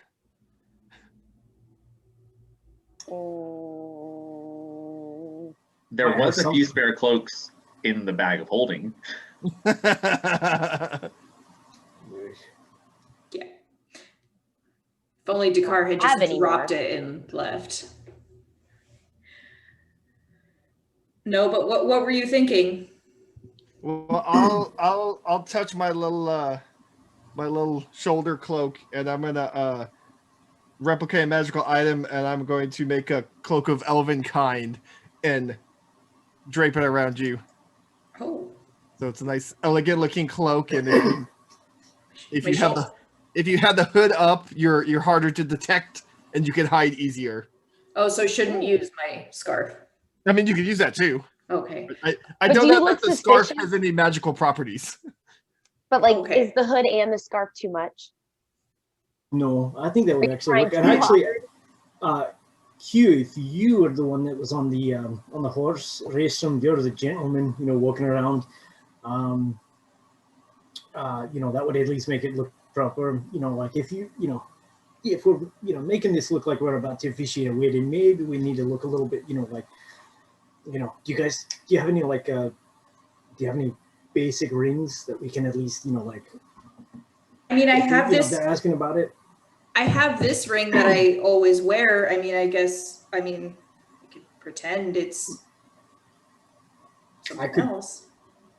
So I can, I was gonna say, Rayson, if you've got one, I can put them in a box or something, and then I'll just make it look like I'm the one holding all that, and I've got all the paperwork here. So Like, so we you can- need to take this? What I'm saying is, if you're wearing the ring and we're going to fake, this, then but I'm just saying, like, 30 seconds before we get there, like, let me have the rings, and that way, if they ask, do you have everything, I can at least present the materials and stuff. Well, I have my house. It's a little small. I've had since I was a child. Sigil ring. Yeah, I think we can play that to our advantage, but we can do something like that. Okay. So, Q, you're going to be marrying Raystrom. Kilness, what are you going to be doing? Are you going to be like a... Carrying the bags off the cart? we got to play that more to our advantage. Well, she's my maid of honor. Yes, bingo. I was gonna say the what's the wedding person, the planner. You could do wedding planner. Planner? Sorry, y'all froze. I missed that. Yeah. You didn't miss anything. Oh, you missed everything. They suggested that Kelnis be the wedding planner. Guard the cakes. Go into a raise. It's only fair. Guard the cakes. It's only fair. Okay. You I'm could the also be. We get to rule advantage. You could also be like her, like I don't know, like the lady that, like, at least like cinching up her girdle or whatever it is. I don't know the particular attire that you're gonna wear for this, but you can be her. Her bridesmaid, whatever. But like, we gotta make it look like we're at least expecting a bigger party to show up later. Well, But, you have to tell me what to do. We don't do stuff like this in the Brigade. I don't know. I don't know. I believe either. I mean, I've never done this before. The proper term, I believe, would be lady in waiting. Like, if Q is in need of anything, you, Kelnis, would be there to provide it for her. Well, then I'm already your lady in waiting. And I think I'm already your lady in waiting. Right? That's just a fancy word for friend. It is a fancy word for friend, but I like that. sure. Okay, so that's who Kelnis is. And Vox, you're... I will be assisting Raystrom, but I will be his. You're his lady in waiting. Yeah, you're I his will be lady. his witness to the officiating this. Man in waiting? Uh, I'm so excited. That's for April, sure. Where's Yeah, my? yes. I am exactly that. So I was thinking I could be Mr. Raystrom's assistant. Don't worry, I've got a plan for that. Yes. Okay. Calm down. Calm down. Nobody's taking your spot, Burr. Box isn't trying to take your I spot. wanted to be friends. Okay, well, y'all. Vert could be the ring bearer. He could hold the rings. Do you do that? Is that a thing? Is that why you have rings, so they can be carried? Let's not give him too big a head. I mean, And he could throw something like dust. So He reaches down and grabs earth and then throws it in Sand. the air. So He it's looked red sand. you're walking through, and it's a bigger production. Okay, I think we're doing too much for this. Oh, it's a pretend especially wedding. for the middle of the night. Yeah. Let I me think we handle should the just go. majority of this. This is just a basic story. I suggest, you at least have if they ask how you met, you might want to work something up like that. But look, I'll do most of the talking. Just, I got it. If it worked before, it'll work again. Let's go ahead. Go. All right, as you make your Another way story down, for another Worked time. before. you begin making your way forward as the carts themselves that have been lined up. There is an attendant that walks forward, a young girl, and she goes to the side and kind of grabs the horse, and she's like, "You can leave the horse here, sir. We'll take very good care of them. When you're finished, we'll bring it to you." Oh, thank you. But- Thank you. but- Before, sorry, real quick, before like we came into sites where like everyone's there, Vox is going to use that time to use disguise self. to make himself look just like kind of a like older kind of hunchback human, long hook nose, just like, you know, like has kind of the Friar Tuck thing going on.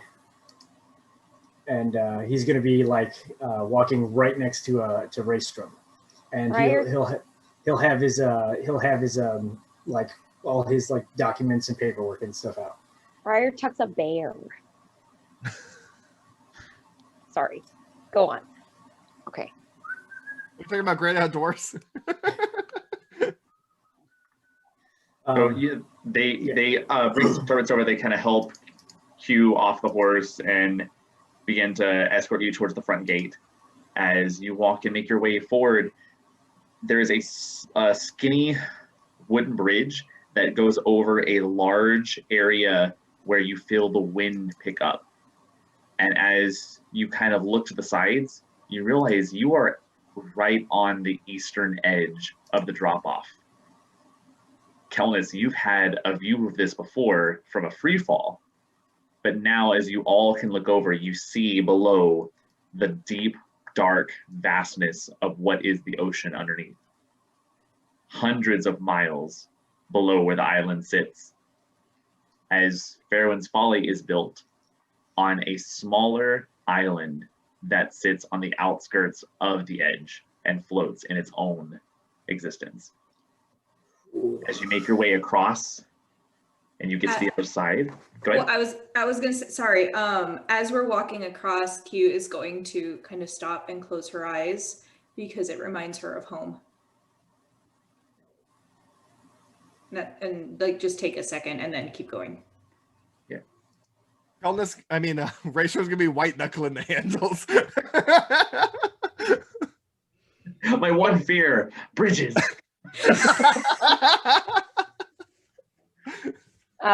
And while he's doing that, Kelnis is gonna like lean over the edge of the bridge, like holding on. Yeah, holding on, but like, how far can I Who's lean? gonna come up behind the Titanic her? Fur. Fur. As you make your way across, there is a slender female woman in very elegant fuchsia robes, and she stands next to a pillar and a pedestal right outside the front slab door. Greetings, friends, and welcome to Farrowen's Folly. Is this your first time, or are you returning guests? This is our first time. We're here on behalf of the Brigadoon residents. Raystrom, if you would like to go ahead and present her with what was given to you. Oh, I have a medallion here. By all means, that is payment. If you would kindly place the medallion on the pedestal. Very good, sir.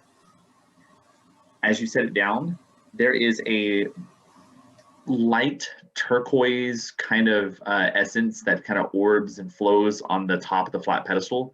When you set the coin in, where it was once that two-sided tree, the image underneath the light begins to morph and change into a slightly different shape. Currently, it looks like a dark reddened sun that is a little more than halfway covering the top portion of the coin. And you can see small little drops of the red liquid falling out of the sun in various little almost teardrop shapes as they slowly trickle down the coin and land into the bottom, which is pulling together. As you kind of shift the coin a little bit, the liquid begins to flow the other way. And eventually it sits to where there is no sun at the top. It is just a single half orb on the bottom of just red liquid.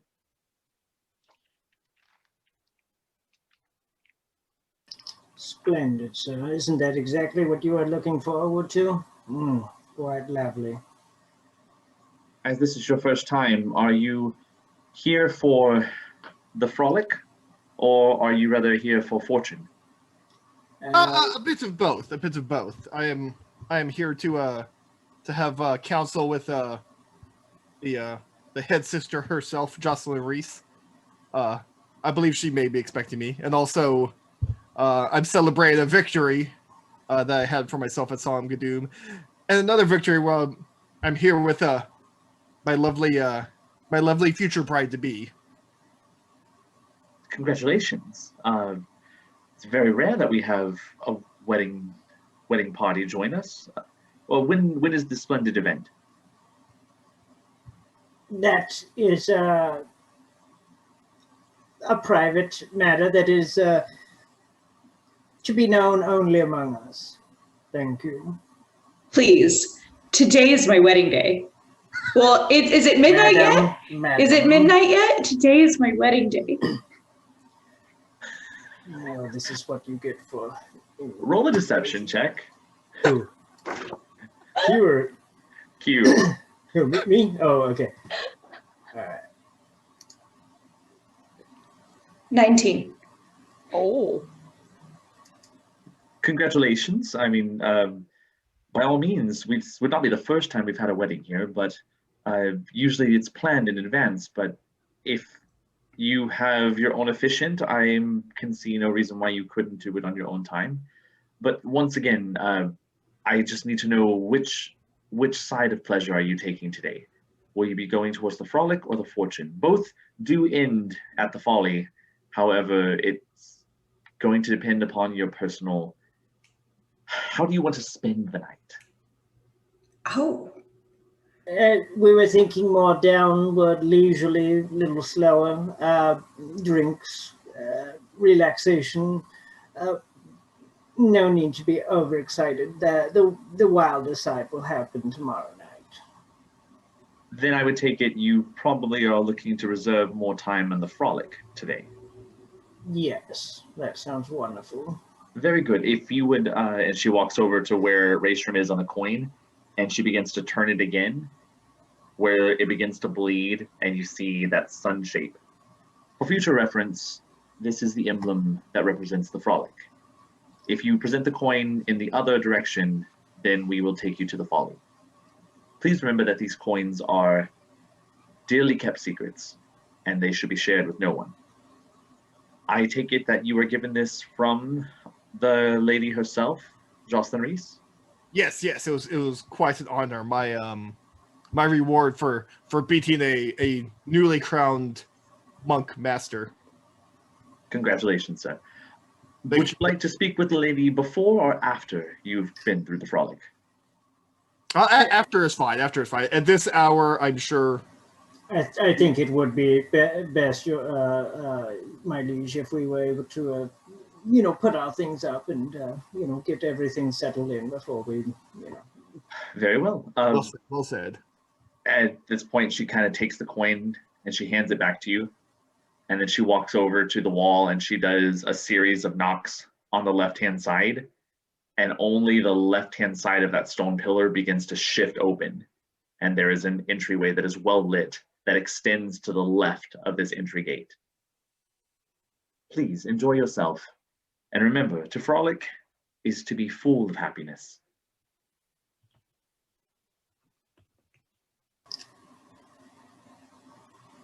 What does any of that mean, Q? Let's go in. Go in. I'm walking in. After you, my lady. As you make your way in, Q, there is an immediate sense of dense perfume in the air. It is very, very decadent.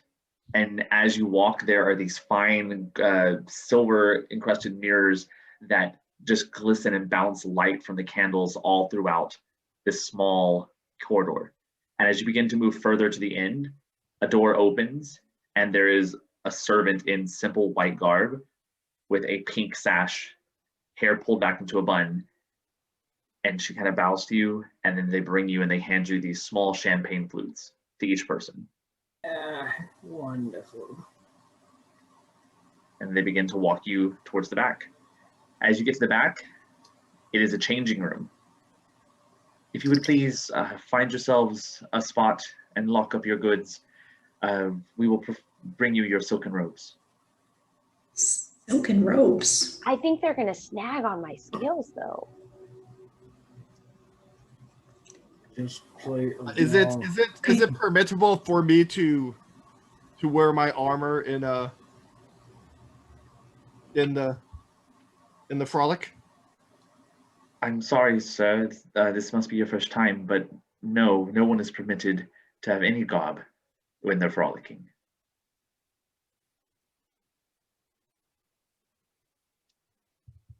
Okay. Sorry, first time here.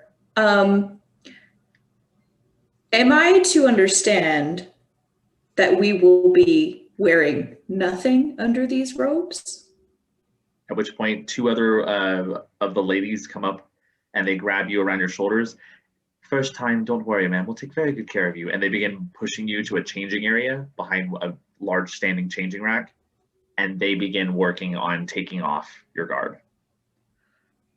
Oh. At which Okay. point, more and more people come to each one of you and begin to undress and unrobe you. Okay. Just play along. Yeah. Vox will just be like, just play along. Just go with it. At which point you are all stripped of your gear and you are now wearing these very fine silk robes. And then each person grabs you and by hand and you are led out into an exterior room. This is a large gathering hall filled with at least 45 people, all different races, some wearing the silken garb, except very, very exposed as it is not sashed together and there is a very honestness to it. Nudity is accepted. There's no bashfulness. The servants themselves bringing large trays of food, drink, and other crystallized essences within bowls that people are taking and then they begin to suck on before putting it back on a tray and it is taken away and thrown to the side.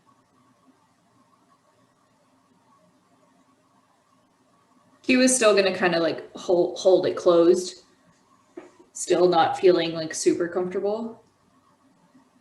And wants to kind of take a survey of the room, see if she recognizes anybody. Go ahead and do an investigation check. Everybody else, what are you doing? Q, look at the servants also. Yeah, I know. That's what I'm doing. Investigation? 16. Voxel and Ray, what are y'all doing? Can I ask what the neckline on this silver robe is? What the neckline is? Yeah. It's just a robe. It's not something you button. It's just a robe. It's like I mean, an ultra, it could ultra be like- DV. It could be like tucked up. If you're gonna hold it, Okay. there's nothing that fastens. There's nothing to hold it together. You have to hold it together. Is Vers also wearing a silver robe? Nope. Voxel's going to be looking. Just he's going to try to observe any doors, any passageways, anything like that. There are a couple of windows, large windows that look out into a courtyard in the middle, but they are barred from the outside. Outside of the courtyard, there is a large standing structure that is surrounded by multiple rings of various stone pathways. There are no doors to go to the courtyard. There's only the door you came through, an upstairs balcony that has 2 staircases on each side that lead up to the upstairs. And in the far back, on the opposite direction of where you walked in, is another exterior door. The powder that people are partaking in, is that something that Kelnus recognizes? Roll a nature check. 19. It's not a powder. It is solid rock. These are very commonplace in a lot of societies. It's basically like a rock candy. It's a sweet substance. However, you know as kids that your parents didn't like you eating these rock substances, because they numb the mouth and they make it a little harder for you to talk. It's a numbing agent. Okay. Did Q recognize anybody? You rolled a 19 or 18, right? 16. 16. Nobody that jumps to mind that you continue to scour around and look as you make your way up to the top. Nobody seems to be sticking out. These are very, very posh individuals who almost don't even pay attention to other people. They're more enamored with what they're doing. However, you do look down from the top balcony and you see in the corner on a bunch of red cushions surrounded by a few individuals, a dark-haired, half-elven gentleman, legs propped up on a table with a certain pattern of freckled scars, almost like acne scars that kind of grew into the skin itself. You used to trace these dots all the time, especially whenever you were sad, especially when you were sad that your sister left, because your dad would hold you. As you have, for the first time in a long time, seen Doros, your father. And I'm up on the balcony, looking down. Okay. I'm going to stand up there and watch for a little bit to see if people are coming and going and seeing how he is interacting with people. Like, does he seem like he's partaking or like helping or serving or? As you begin to watch, many times trays pass by and food and drink are dropped off at his area, and all the individuals are laughing and grabbing and eating. And then when those stone rocks come by, one of the blonde individuals that's sitting upon his lap grabs one of the rocks, rubs it across his lips, and then she reaches in and begins to kiss him. And after a few seconds, when she pulls her mouth back, there's just blood dripping down the chin. But he laughs and then goes back in and they begin kissing again. Okay. Did anybody follow me up here? Nope. No. Okay. Q is going to go back down and find Kelnis. Did you see anything? I want to leave. I want to leave right now. I want to leave. Well, I don't know how we leave. I don't care. My dad is here. He doesn't want to leave. Wait a minute. Your dad is here? Yes. Where? It's the damn rocks. It's the rocks. And that's all he's ever cared about. Okay, but he went missing, right? No, he left. I don't know, Q. Q, It's think always about been- Nope, think about it. Think about it. People were disappearing and reappearing here. Because of the damn rocks. That's all it is. Then we get him out. We get him away from the rocks. That's what I was. I was supposed to keep him away from the rocks.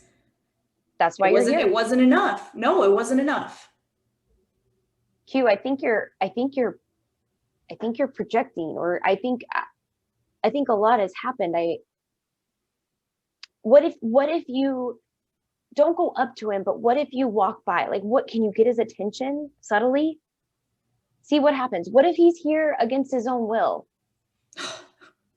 And Q is gonna like grab her by the elbow, pull her up to the balcony, and show her exactly what I saw.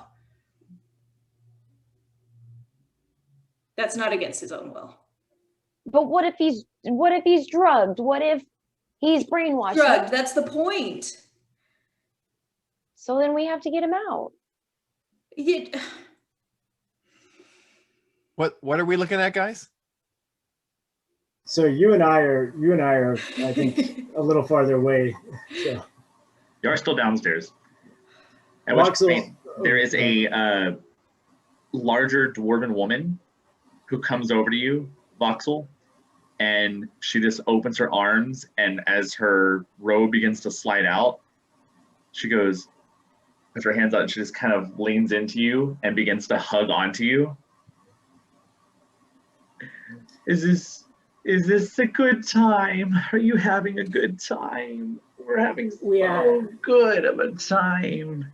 And she reaches over and she grabs one of the rocks and begins to suck on it. Voxel will grab one as well, and he's just going to kind of pretend, but he's a little suspicious, and he's going to say, "It's quite splendid of a time, isn't it? We are here under both business and pleasure." Wonderful. Do you like pleasure? Oh, do I? At which point she grabs onto your hand and she begins walking you towards the back of the room. Voxel's going to quickly do like the swirl around, like when you're dancing with somebody. He's going to kind of spin around and be like, and give her a little pat on the lower back and just be like, "I'll be there in a moment, dear." She kind of giggles. Why are you such a creepy priest? She giggles. Let's go that way. As she walks away, she's kind of just like eyeing you, and then slips in past the back door. What are y'all doing? Oh, buddy, dwarves! I'm gonna tell you. I'm going to try to get in that direction. I'm going to shoot a message to who can I see easier, Kelnus or Q? You probably be able to see Kelvis. Shoot that to Kelnus and just be like, "Hey, meet us down here pretty soon." Did you hear that? You can respond to this message. Did you hear that? No. Where's Vox? I don't know. He was down there. I think we should go down there. I heard him. But you know what? I'm gonna grab her and I'm gonna pull her down the stairs, and I want to, as subtly as I can, because I'm not super subtle, but just kind of drag her through the crowd so we can walk past her dad to see if we can. I want him to see her. Okay. Okay. We're just gonna walk by. As you walk by, you basically walk straight by, hit a table, drop drinks, and he reacts to what's going on. And you see there is an occlusion to his eyes as he just doesn't pay attention to anybody passing by. He's only enamored with his partner. Q, he's not there. He's not totally aware. I know that. I heard stories about my dad before they found me, and he had a problem with these rocks. And whenever they found me, it was like I was his purpose for staying away from them, and now it doesn't matter anymore. They found you? I'm adopted. Is your sister adopted? No. Please tell me they didn't find you in a tree. No. If you've kept that quiet all this time, okay. No. She was on the back side of the tree. I was in the branches. Raystrom, as you just take in what's happening with your companions, you look over and Ver is trying to shift back and forth as drinks and trays are just being stacked on top of him as a flat surface. Oh. Hey, hang in there, buddy. We're doing our best. At which point there is a resounding few gong strikes, and then the room itself goes silent. And everybody stands up and you hear the shuffling of chairs as They all begin to stand, rise, and then file one by one into the back room. Vox is gonna try to get everybody like shifted together, like when you're at a concert and like you're trying to get Make a everybody- train. Yeah. So Vox will kind of push Q next to Raystrom, and then he's going to try to grab Kelmus so that we're all kind of like sandwiched together. Right. So and I'm not going to take eyes off my dad. I'm going to keep eyes on him at all times. I'm keeping eyes on Q. Okay. So Doros is probably 6 or 7 people ahead of you, moving with that blonde woman. Okay. As you make your way into this darkened corridor, the smell of all that perfume begins to mix with a very musky, putrid, fecal matter smell as it begins to blend into a large cavern. You walk down a few flights of stairs with the group, and that's where you start hearing the screams. Not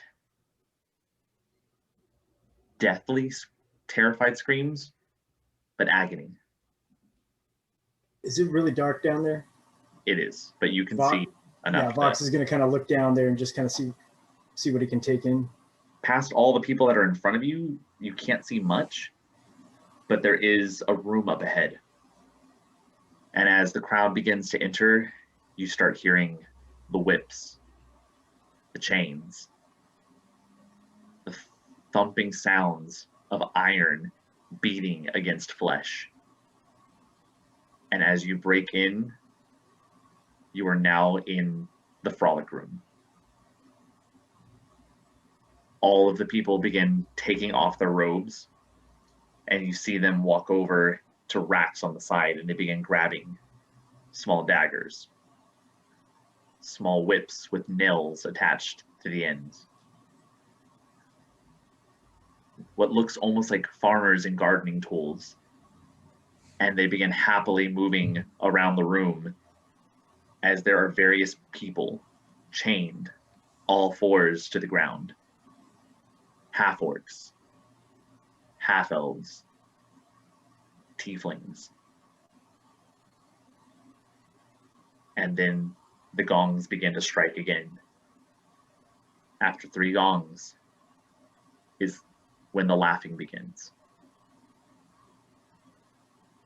And everybody begins to slash and beat and brutally murder these individuals, all while cackling and laughing. Up ahead, you see your father, Doros, with a small spade, crushing in the skull of a young tiefling girl. I grab Q and turn her to face the other way. Like I push Vox out of the way, I grab Q and turn her to face the other way. What is happening? I don't know, but I think we found where the missing people are. And I didn't think it would be like this.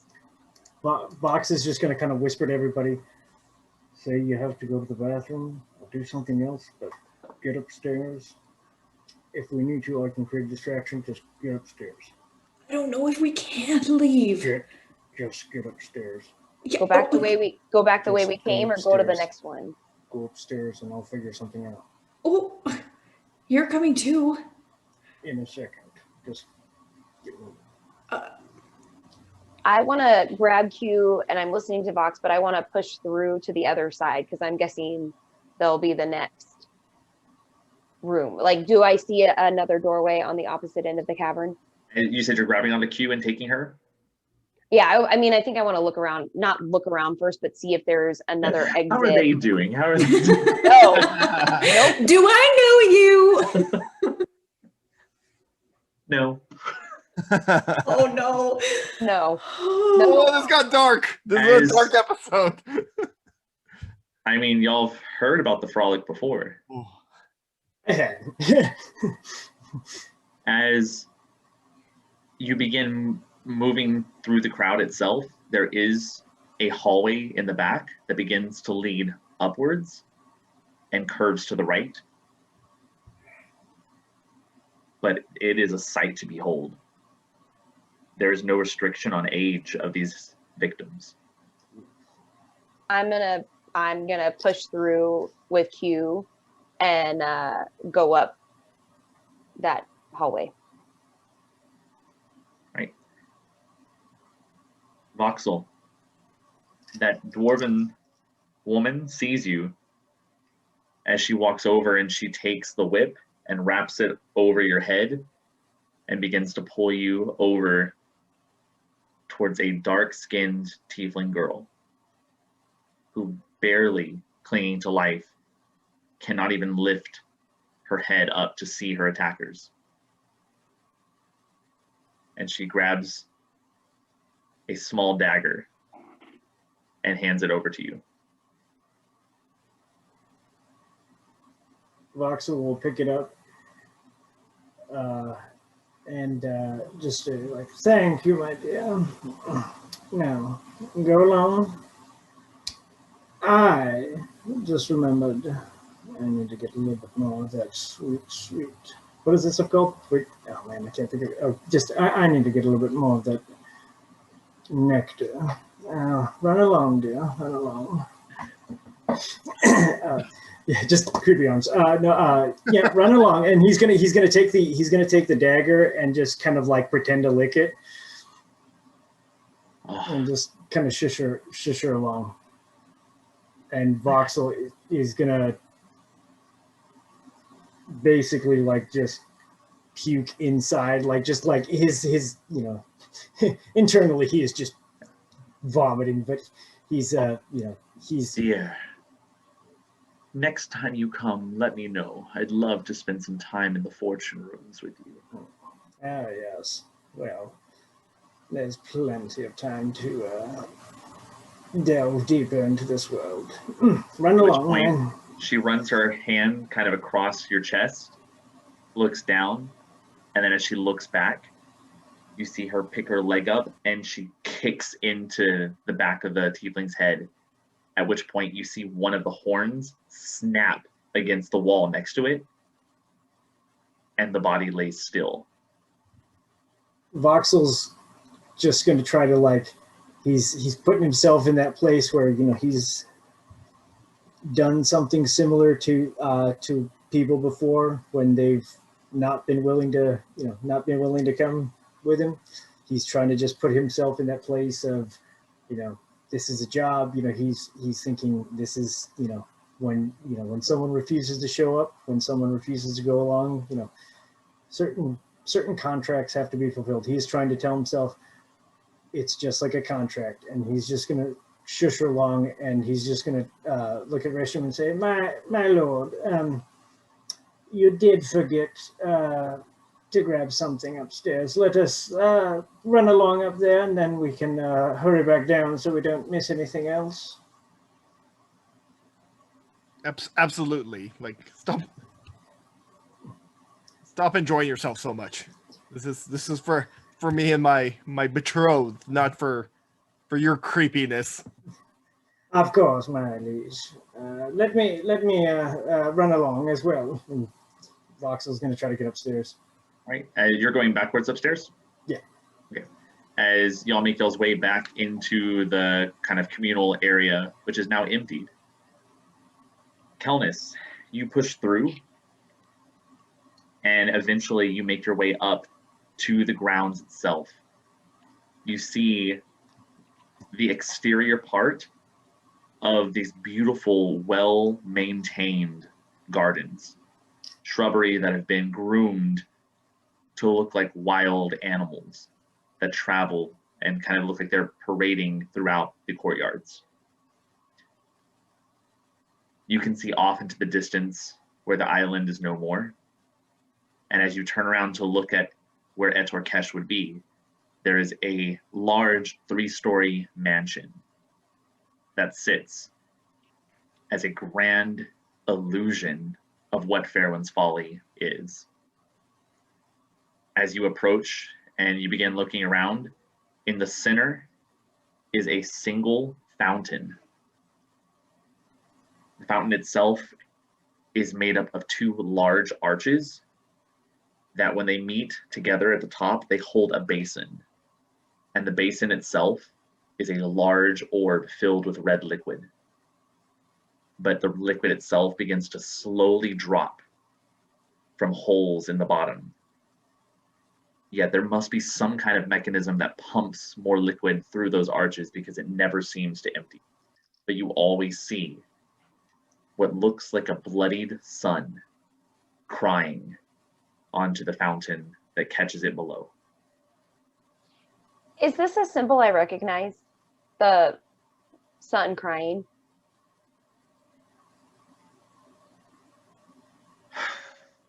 Roll a religion check at disadvantage. Okay. Because I don't think you actually looked at this book.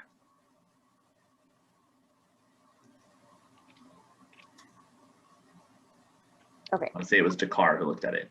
Religion Mhm. at disadvantage. Yeah.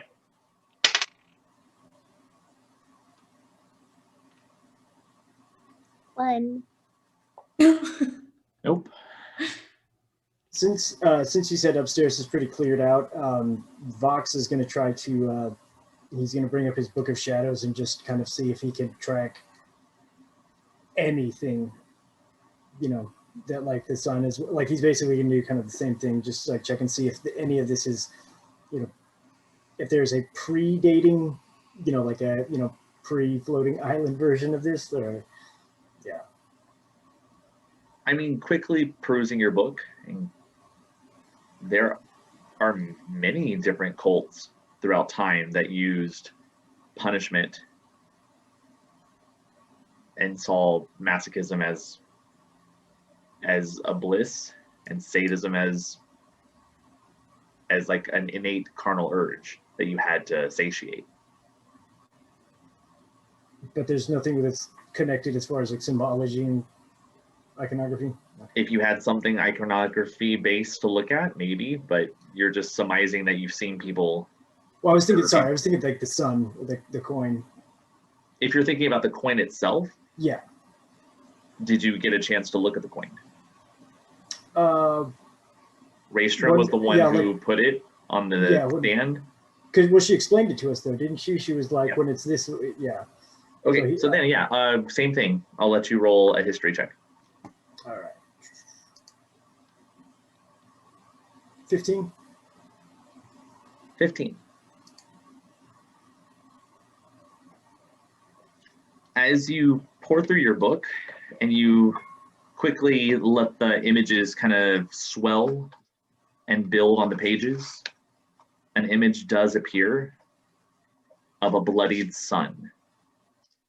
It is in fact not a sun, because the more and more that the blood would pool, that curved pile of red is the antithesis of the sun.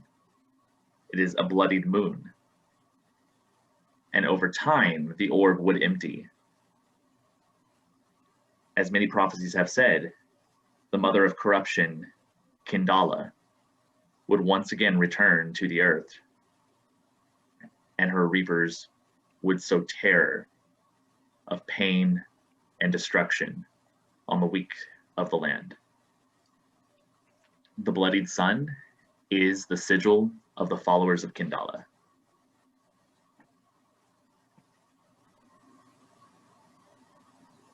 One of the ancient godchildren that was banished from the island.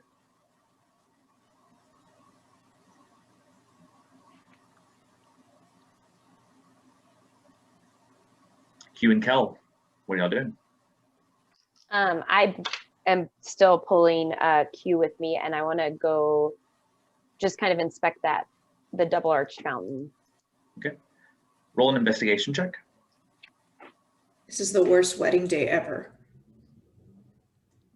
Good thing it's a pretend wedding. It's going to deter me from a real one. 8. 8. Were you really planning on getting married? Maybe one day. I need more. I mean, we have a lot to do. 8. It's not the kind of structures that y'all would build. It's too fancy. I don't like that we're not with Vox and Raystrom. But I don't want to be here. I don't know where to go. We don't have anywhere to go. You know what, let's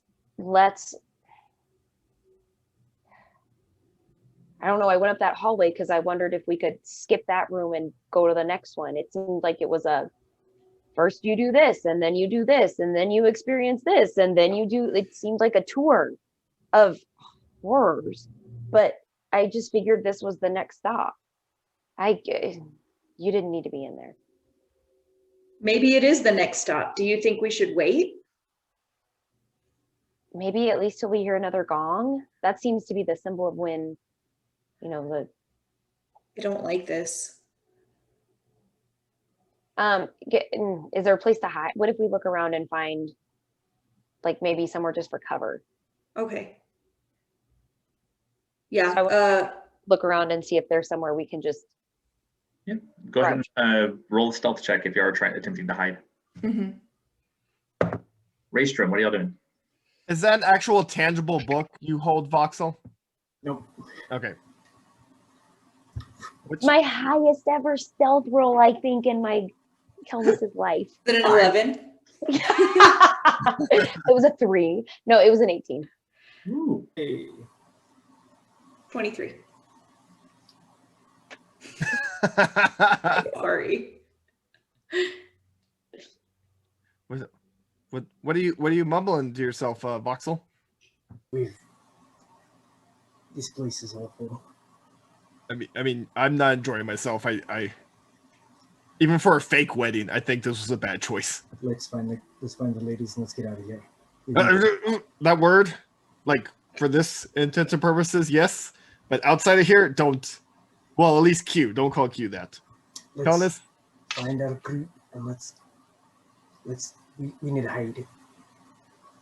This is a tomb. We're in a fucking tomb. Do you understand that?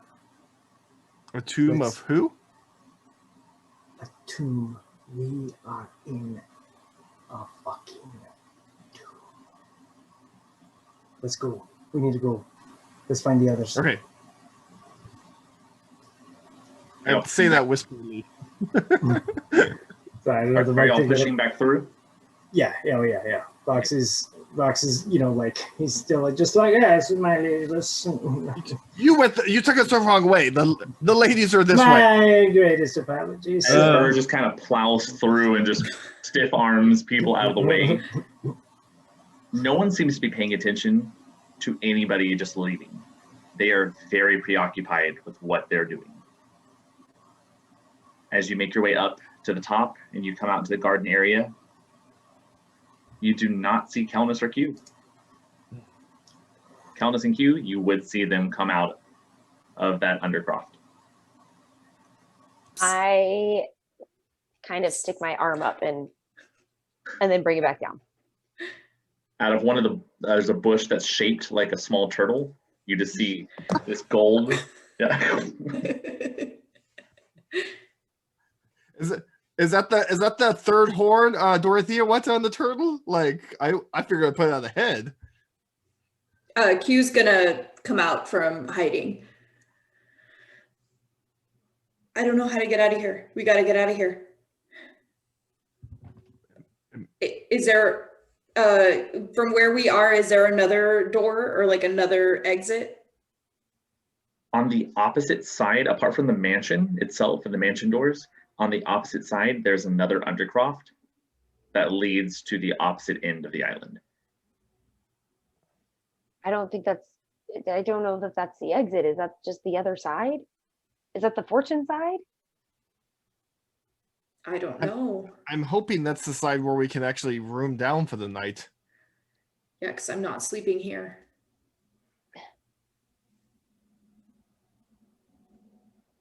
But what do you think? Mansion or other side? I don't think it's a real. Is it a real mansion? I don't know. I don't know anything about this place. So How are we supposed? And how are you supposed to find Jocelyn? That's an interesting fountain. Yeah, I was looking at it too. It's pretty fascinating, but you know, architecture. Do I recognize that architecture?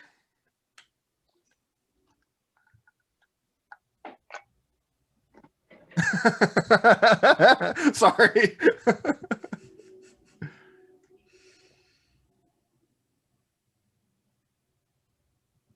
Roll a history check.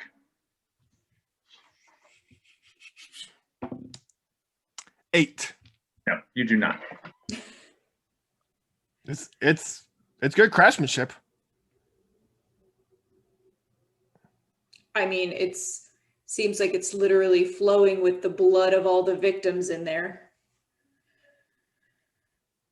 Perhaps Thank you.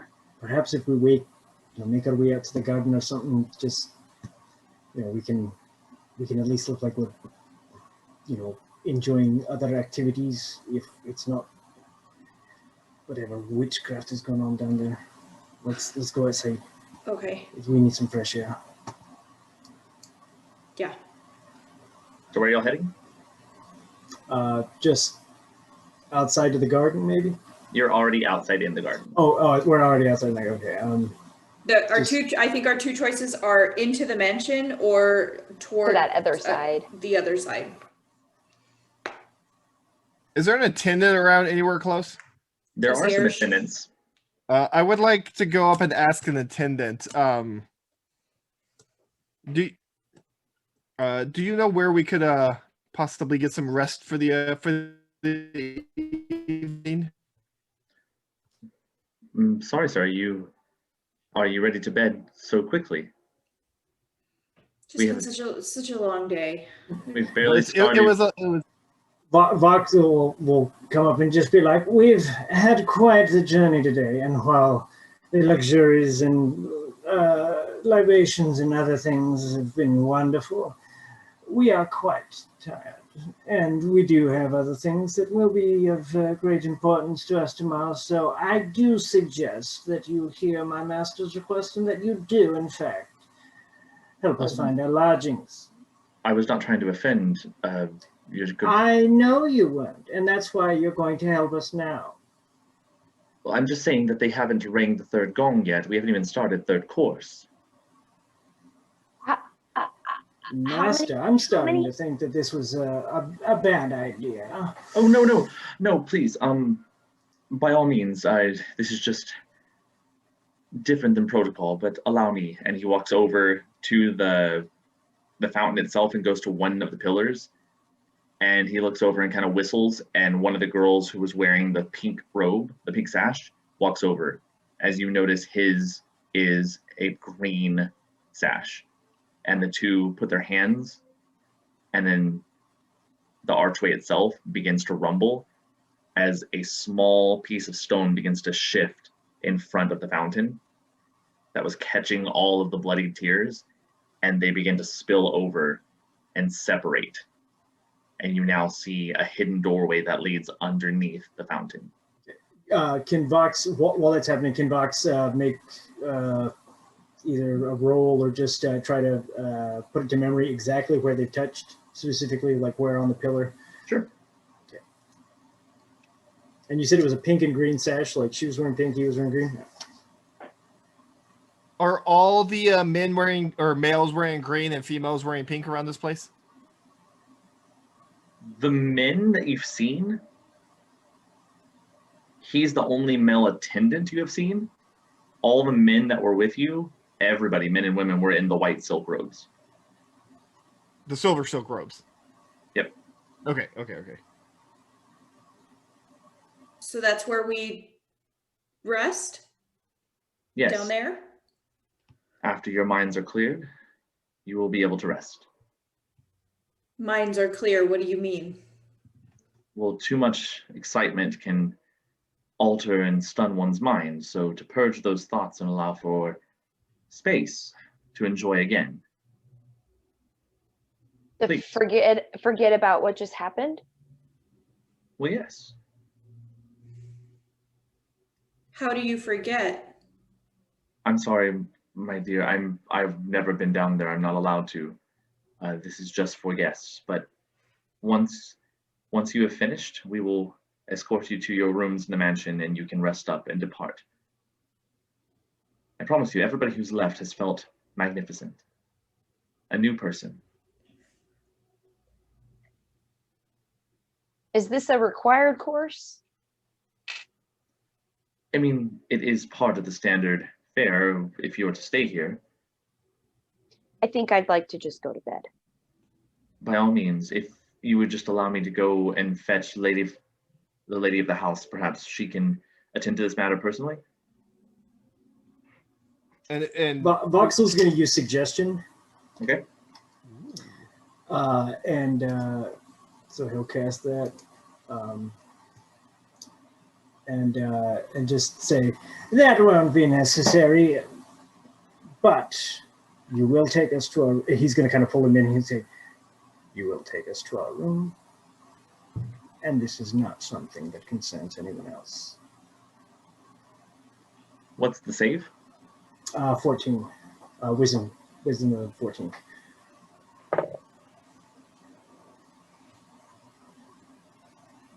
If you would just allow me one moment to get the lady, please stay here.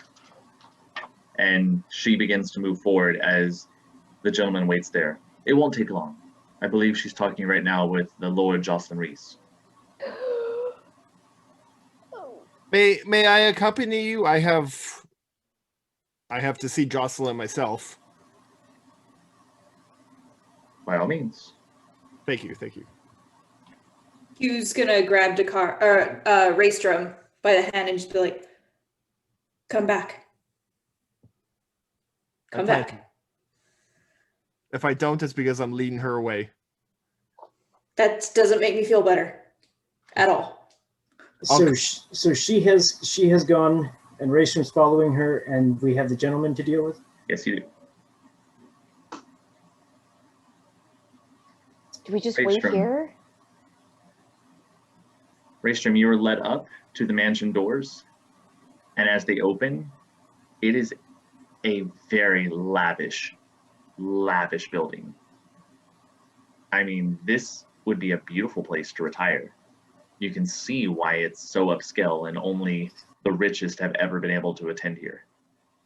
You almost would even forget about what all the terror was that you saw with how wonderful this place was. And I need you to make a wisdom saving throw. Oh my god. I'm going to go ahead and just use Flash of Genius right now before I roll anything.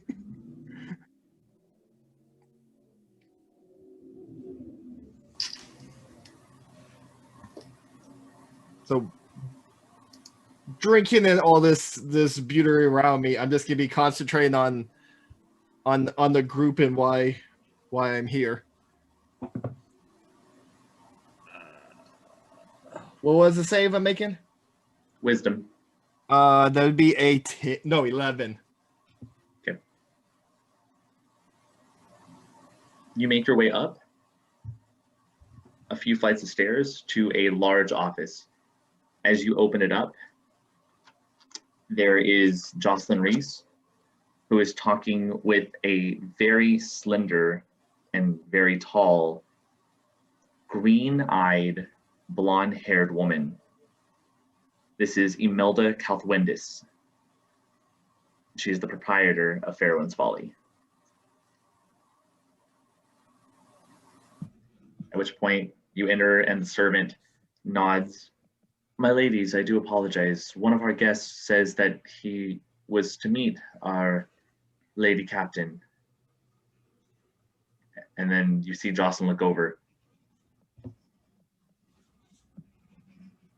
Are you Raystrom? Yes, my lady. I am the champion from the people's champion from the battles today or recently at Salam Kadun. And you you so graciously allowed me to enjoy the pleasures of the Folly by bestowing that coin upon me to come visit you here. Oh, I think you may have me mistaken, sir. I was not there. This must have been my counterpart. Imelda, was this your doing? Why, yes. You said that you wouldn't be able to attend, so I thought I would take the leverage of taking your spot. I apologize, sir. That was me who you were entertaining, and that was my coin that I gave you. Hello, I am Imelda Cutwindis. I am the owner and proprietor of the Frolic and the Folly. Have you enjoyed your stay? So far, it's been a sight to behold. I mean, the stories I heard from my youth, like, pale in comparison to what I've gotten to experience so far. Do tell. Did you take the path of the Frolic or Fortune?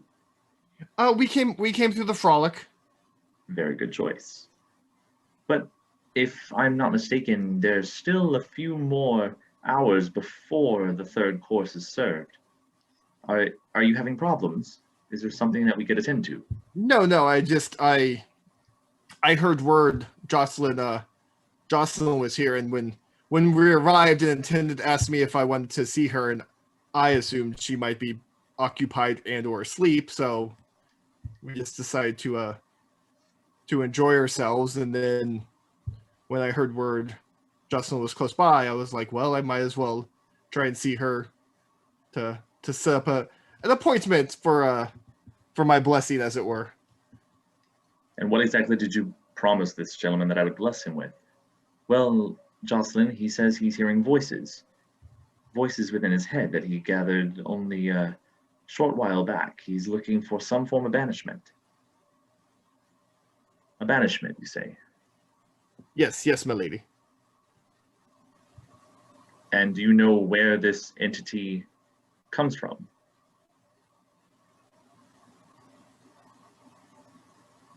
I do not.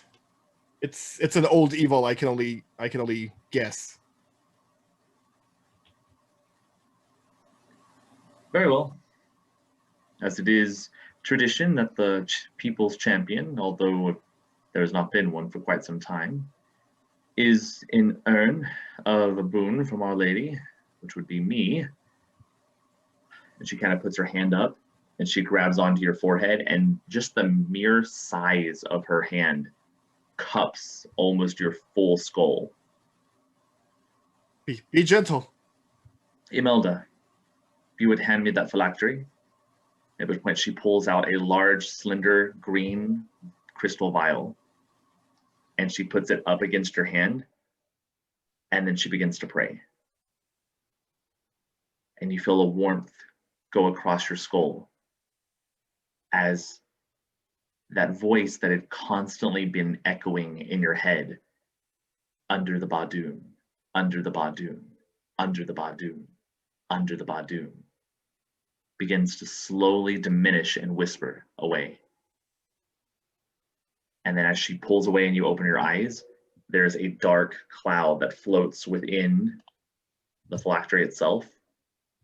And she clips it and hands it over. Imelda, if you would please hold on to that. I can see that coming in quite use. Is that all, good sir? Well, I mean, is there anything else I'm privy to as being the people's champion? Well, clearly, since you were given a token to come here, you're privy to all the comforts and amenities of the Folly. However, we have work to do, so please escort yourself out. And she kind of nods, and the attendant walks over. And If you could do me just the one more courtesy, just so the anticipation doesn't get to me. This third course that's coming up, what should I expect? I love how eager you are. Imelda kind of pulls up. Just know that you'll wake up tomorrow feeling lighter than ever. A clear mind. Now, please, or you'll be late. Thank you, my ladies. As you begin to walk down the stairs, since you've walked in, that comfort has grown and built, and after talking for so long and spending so much time in that sweet smelling room, you have no reason to actually leave this place. In fact, you want a third course.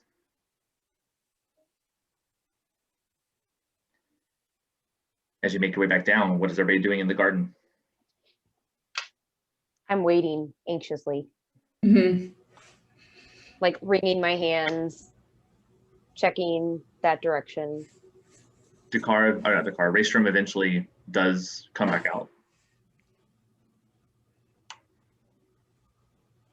So did you find out how to get out of here? I don't know. It's oh, sorry. Good. Get out of here. Yeah, My lord, we were supposed to find our rooms. That was the whole purpose of the conversation. Our rooms for the night. Oh, well, no, we still have the third course.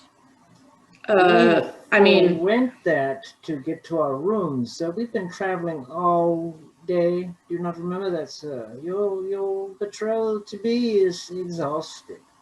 I highly suggest you get our room. Raystrom, did you find Jocelyn? Yes. you get taken care of what you need to get taken care of? I believe so. She prayed over me, and this empty vial was then full with like this dark gaseous form. I'm hoping and guessing that's the dark entity I picked up in the mirror. I'm not sure. It's beautiful in there, like very cozy, smells great.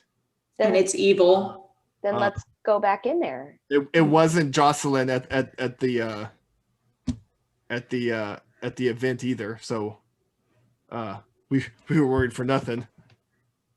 But Jocelyn, For nothing?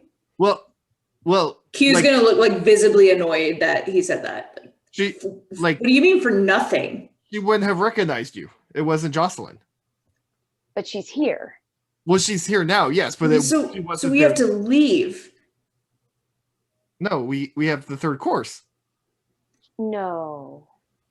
We're Raystrom, I'm telling you, this place is not good.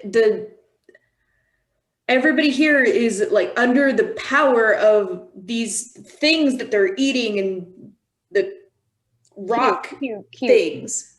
I kind of stopped Q because the Attendant's still there, isn't he? attendant's still there, right? She's still frantic. My lady here is very upset. I think we need to cut our pleasure short and go ahead and leave. By all means, you may make your way back to the beginning. We have to go back through all of that. The female attendant walks up and kind of grabs Raystrom's arm and says, "But you're not ready to leave, sir. Yes, he is. Let me escort you." And she begins to walk. I'll do the same. I'll kind of do the same thing to Q and just be like, "Madam, dear master is not finished. Let us at least gather our things, and I can always come back to get him in a moment. Go Q. Let us get you to your room. No, Let's get out of here. Let's get out of here." Q, you go back through. I'll take Raystrom. And I'm gonna go stop in front of the female attendant. Q's gonna let Vox take her, but is not happy about it at all. And I'm gonna two hands put them on Raystrom's shoulder and say, "We need to go." And I'm gonna turn him around and start like dragging / pushing / coaxing him in a Kelness way to go back. Okay. As Q is leaving, she's gonna say, "Ver, don't let Raystrom go in there." And that's it.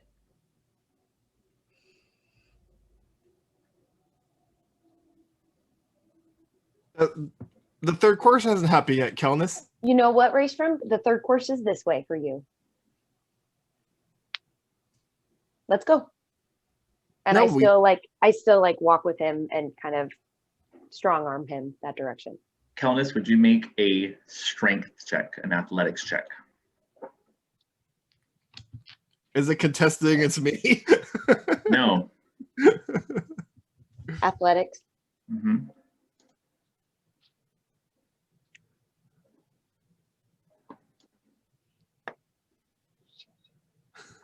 12.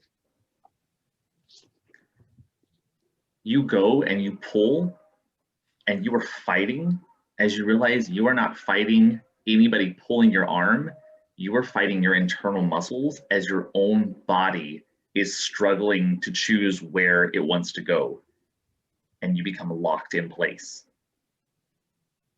And then the male attendant comes and grabs you and says, please follow me. And then grabs your other arm, and you and Raystrom begin to walk down the steps. The other direction? Underneath the well. I don't know, shingle. Okay. Can I? Damn it. Vox, where are you at?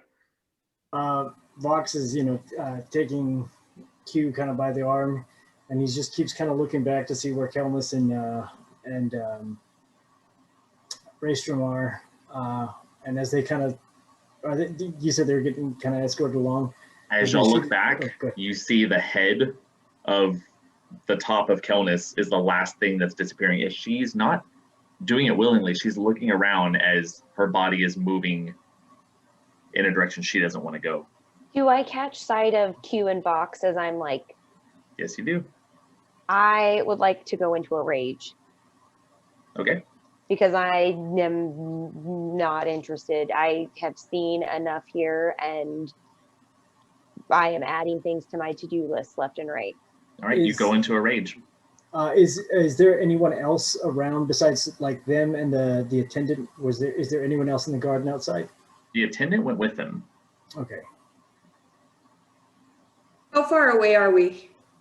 Y'all probably would have only got to walk maybe 15, 20 feet. Never mind. I immediately changed my mind. Yeah.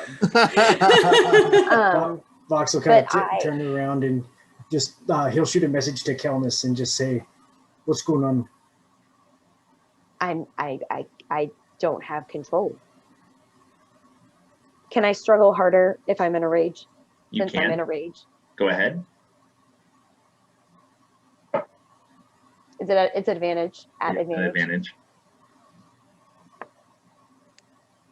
Nat 20 plus 8. 28. That's a good time to roll a nat 20. At which point you feel your body break away from that invisible fight and struggle against yourself. You see the person in Raystrom continue to walk down, and then that voice of Vox leaves your ear as another voice hits your mind. You're so close, little wormling. Come down, meet your mother. Since Vox got the dagger from the dwarven woman, he is going to mage hand it to Kelnis. Okay, so you have a dagger that floats over and begins to go down. Yeah. Kelnis, you see a dagger start flowing down. There's 48 damage. I grab it and I want to chuck it at the attendant who has Raystrom, so I can grab Raystrom and head backwards. Roll an attack. I'm in a rage. Roll an attack.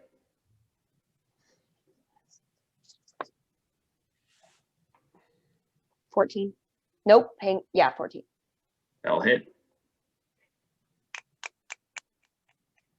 Okay. Do your 39 damage with the dagger. Yeah, it's like kill him with a dagger. I'm out of daggers right now. It'd be a D4. Okay. D4 plus strength. Plus dex. Plus dex. the little plus on your dex. +2 plus your rage. Stop. There's so Sorry. much talking more do to that. There's only 5 damage. Yeah, it goes in and it sticks in the shoulder, and she kind of looks over. I thought you didn't want a third course. And you see the tentacle begin erupting out of her neck as it begins wrapping around Raystrom's throat. And then they go into a mad dash, and she begins to drag Raystrom by the throat. Raystrom, I need you to do a dexterity saving throw. Do we see any of this? You don't, because you never went anywhere closer. Voxel doesn't. Only person who sees it is Kelnis. And Kelnis is going to shout out and say, they're monsters and they're taking him away. Help.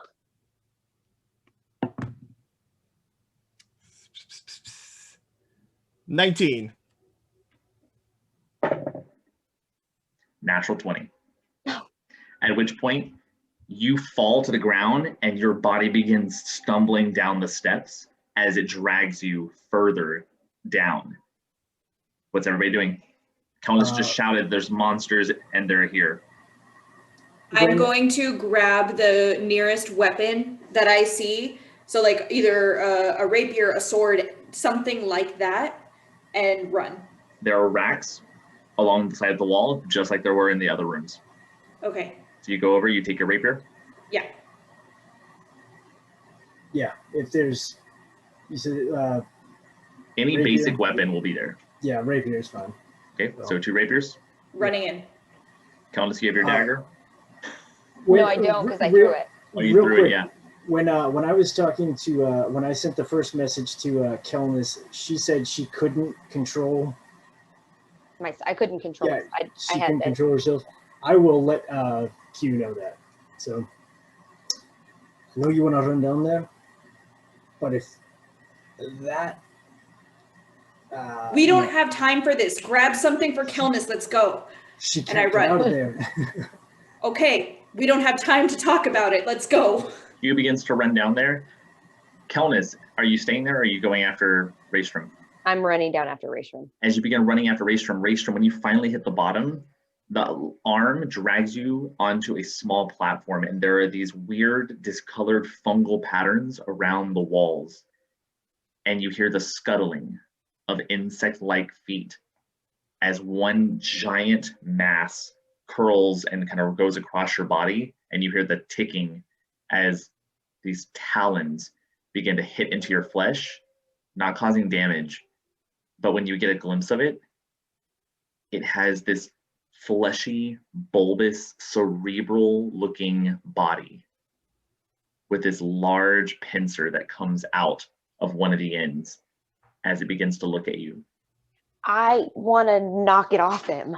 As you come down the steps and you see it, you see Raystrom laying on his back with this brain-like entity floating on top of him, and standing further up, that tentacled arm begins to pull off the flesh, and out of it rises this floating spherical body with 5 tendrils, each with eyeballs on the stalks, that begin to wave and look in different directions. Now, as it like Roll for initiative. pulled out, did the dagger fall out? Yes, it did. Okay. Can I pick Everybody it up? roll for initiative, please. I'm rolling. Oh my God. 14. Hold on, I'll get it in just a second.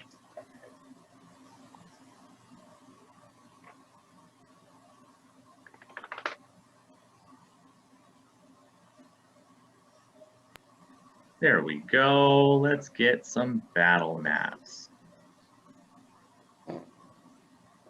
Thank you for all of the nightmares I'm going to have. Right? For real. Not yet, not yet. Don't steal his thunder. All right, so we have Voxel coming up. Kelnis. Raystrom is in the center with a brain on top of him. We'll put the brain right there for right now. We have Kimura coming up from underneath. So down here, it'd be Kimura, voxel behind. Kelnis would just have come through. The brain-like creature is there. That brain-like should not be there. So I don't know where my other person went. They should have popped up. So for right now, we're going to use, who are we going to fight against? Copy and paste. I love fighting against Marietta, so we'll put Marietta there. So that was the attendant who has now grown into this spherical bodied creature.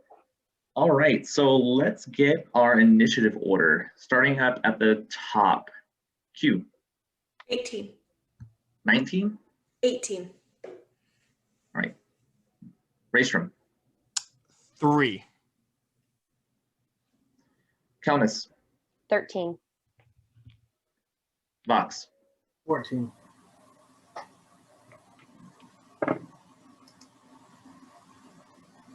All right, Vox, what is your dex? Saving throw or just Just straight dex number, your top dex. 14? 14? Oh, you must have tied to somebody. All righty. That means we're going to be starting at the top. Q, you are going to get the first go as you look in and you see this monstrosity floating up above, ready to attack. How far above is it? How far is it floating? About 5 feet off the ground. Oh, okay. Q is going to run in and almost frantically just start like, also because she feels really awesome that she has her rapier again. All right, so you're going all the way up? Yeah. All right, so it's 5, 10, 15, 20, 25, 30 would get you there. Oh, okay. Damn it. You know what? Bonus action to dash. The brain is on top of him, so you would be able to attack. Oh, okay. Then yeah, I'll do that. All right, go ahead and make your attack. Hold on, let me real quick. Has the brain attacked? No, it has not. Did that count as an attack? Okay. It did not. All right. Get it. I'm pretty sure that will hit. 24. I believe. I don't have a rapier back in here, but I'm pretty sure. I'm pretty sure it'll hit. Okay.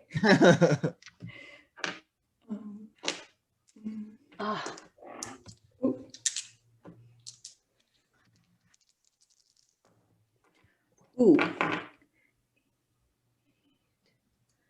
9, 11. 27 damage. 27 damage? Damn. Yep. Assassin. Miss you, Q. I've missed you. I've missed me. All right, hold on. Let me reset that because everything went crazy when you did that.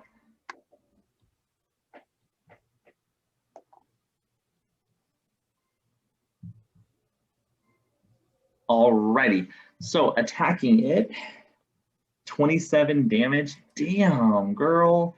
Yeah, you slice through the brain completely. It is gone. Oh. Yeah, that'll do it. As Everybody's just showing you me that. see that arm begin to pull out and it goes to jut straight at Raystrom's head, and you get right in there and just slash through and cut off that piercer, and it begins to shriek, and then you just stab it to the side. Yes. Q, I didn't know you cared. We're getting married. Fake married. Oh my God.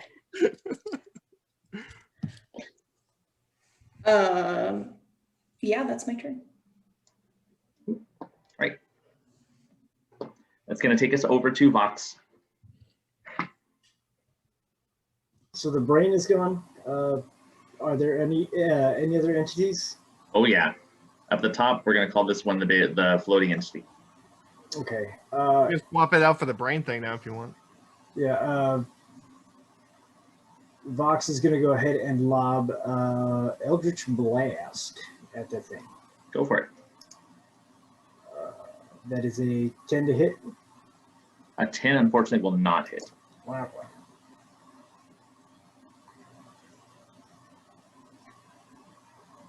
That'll conclude my turn.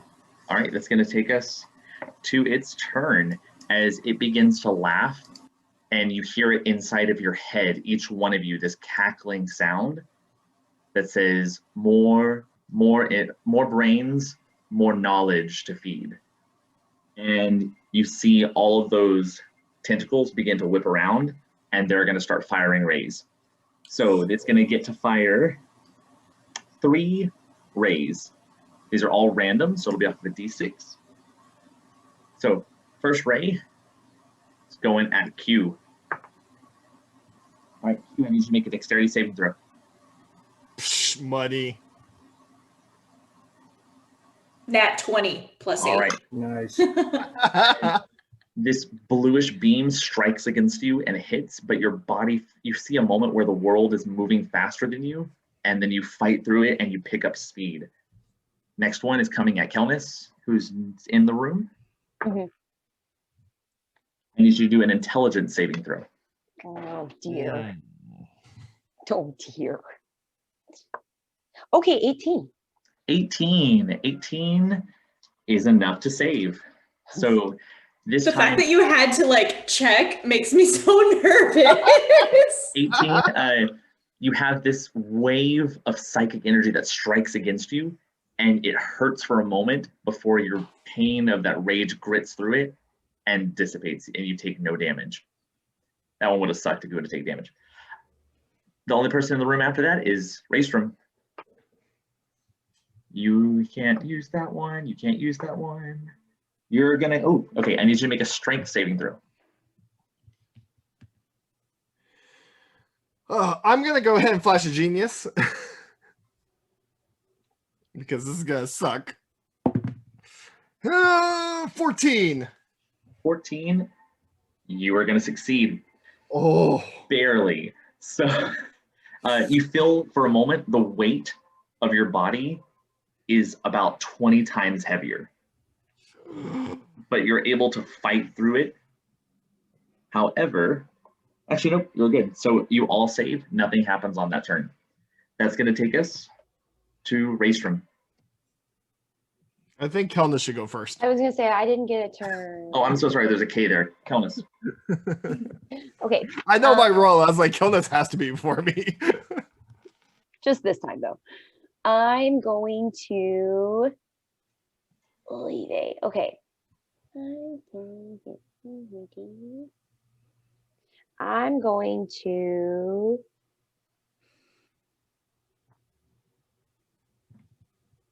is this brain the new floating entity? Yes, it is. Okay. I'm going to move right up to it because, oh, right, I have to ask. Oh, it's okay. I'll do it. And I want to pick up the dagger. All right, so I'll say you scoop down. That's a pretty easy thing to do. And I want to try and hit it with the dagger. Go for it.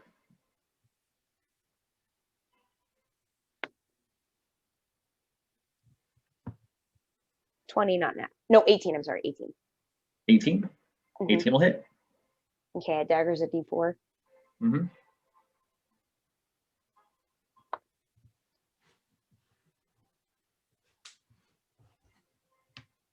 8 damage.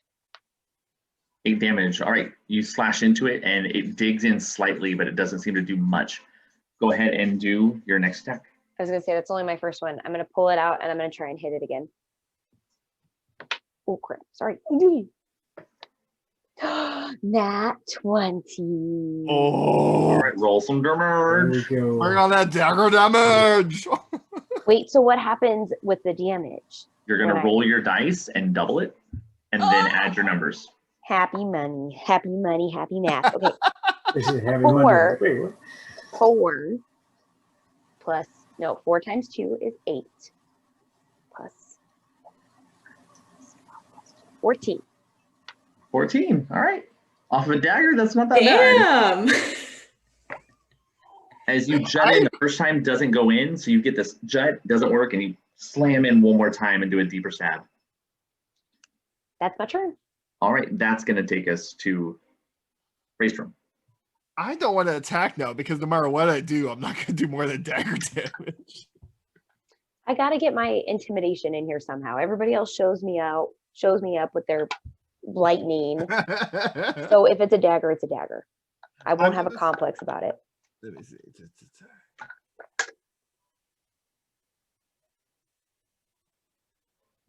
So I'm gonna go ahead and cast Aid. So let me see. 30 feet of me, I can get myself Q and Kelness.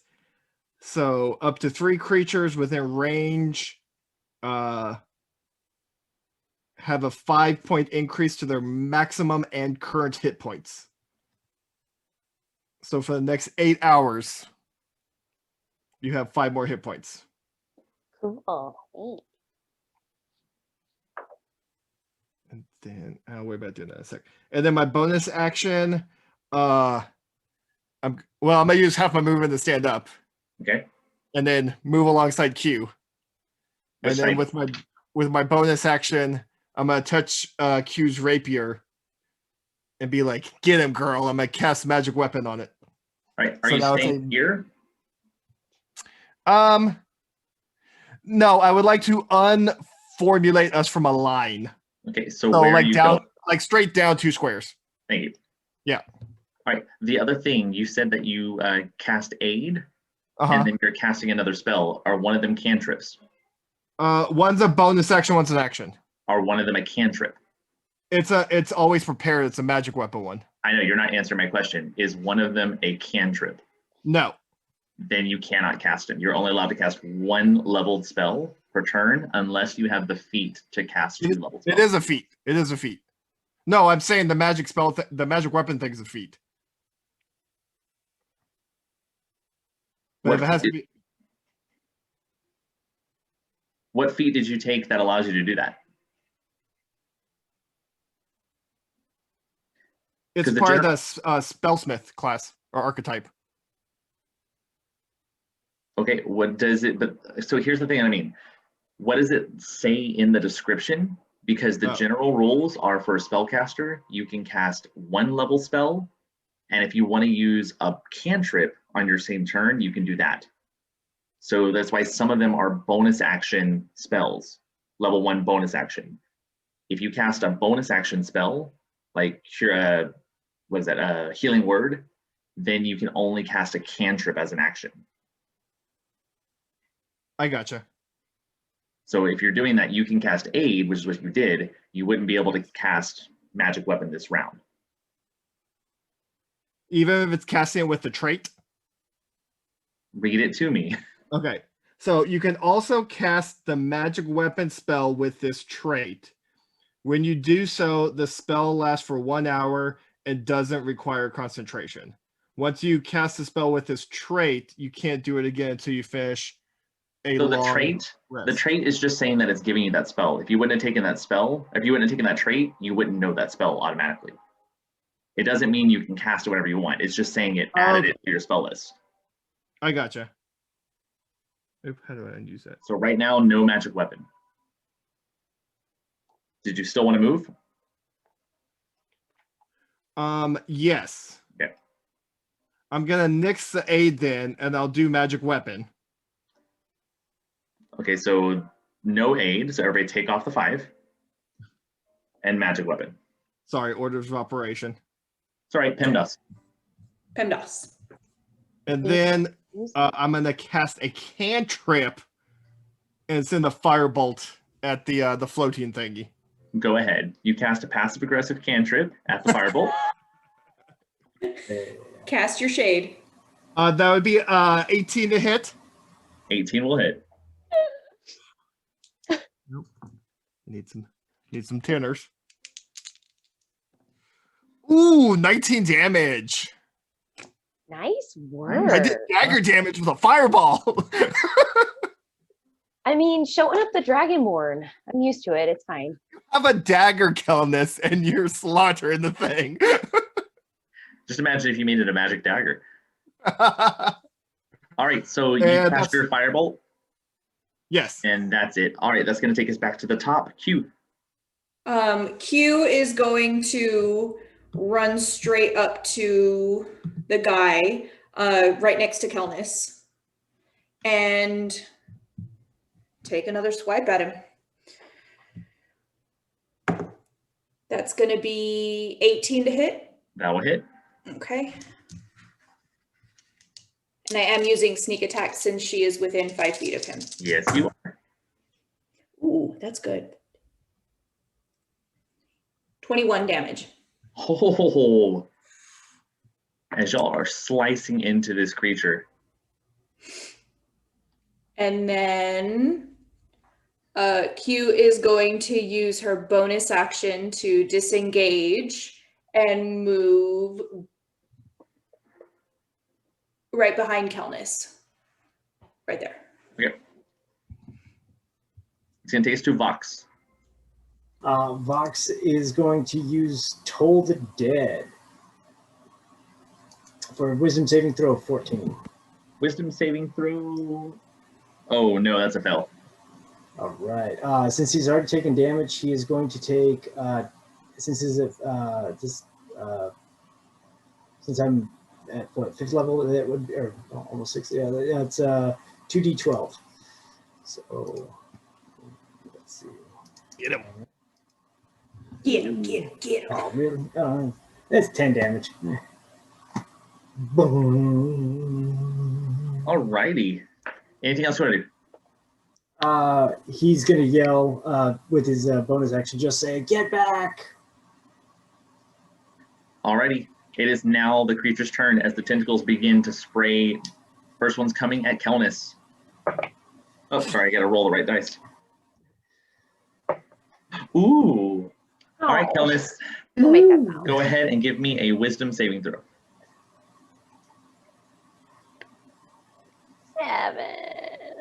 7. As this black ray strikes against your face, you look at this creature and it is just an eldritch terror in your eyes that you must escape. You are frightened for 1 minute. You can do the repeat save though at the end of your next turn, but on your turn, if you try to attack it, you have disadvantage if you can see it. You also have to use your movement to get away from it. You can stay where you are if you want, but if you want to try to move, it can only be to get away. Okay. You can't go to it. Okay. Second ray, this is to Kelvin or to Kimura. I want to use my reaction after that. Oh, for what? It's attacking Q. Can I use my It's not using a melee attack, it's using a spell, so this is a little different. Okay. So, Kimura, I need you to make another dexterity saving throw as that same blue light strikes against you. 10.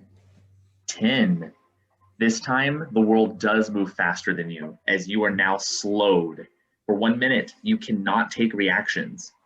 And you can either take an action or a bonus action. You can't do both. Okay. So on your turn, action or bonus action. Okay. You have to repeat this at the end of your save as well. Your also speed is halved. Last I have a one. question. Yep. I have a question before Sure. you move faster. My sentinel attack says when a creature within 5 feet of you makes an attack against a target other than you, I can use my reaction to make a melee weapon attack. It doesn't specify spell. All right, I'll go for it. Okay. At Going with the disadvantage. dagger at disadvantage. Yeah, I don't think I'm going to hit it.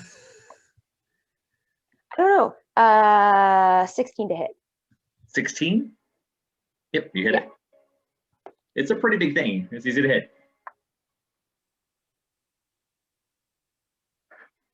8 damage. All right, last one. This shot is going at Raystrom. All right, Raystrom, I need you to make an intelligence saving throw. 15. 15. That is a save. Once again, that powerful ray of psychic energy hits you, but you're able to pass it up. At which point, it's going to shift over and move to this side. That's going to be the end of its turn. That's going to take us to Kelnis. Okay. I'm frightened. Mm-hmm. I can't run towards it. I can't attack it though, right? Yeah, you can attack it still. It's all a Okay. disadvantage. Okay.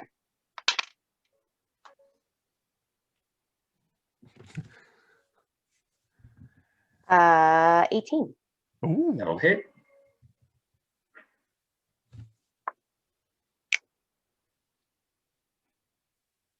Eight damage. You and that dagger, I love it. Oh, Going again. that talon. That talon. Oh no, I'm not gonna hit him this time. Yeah, 9. No, unfortunately, that will not do. Dang. Okay. Anything else you want to do?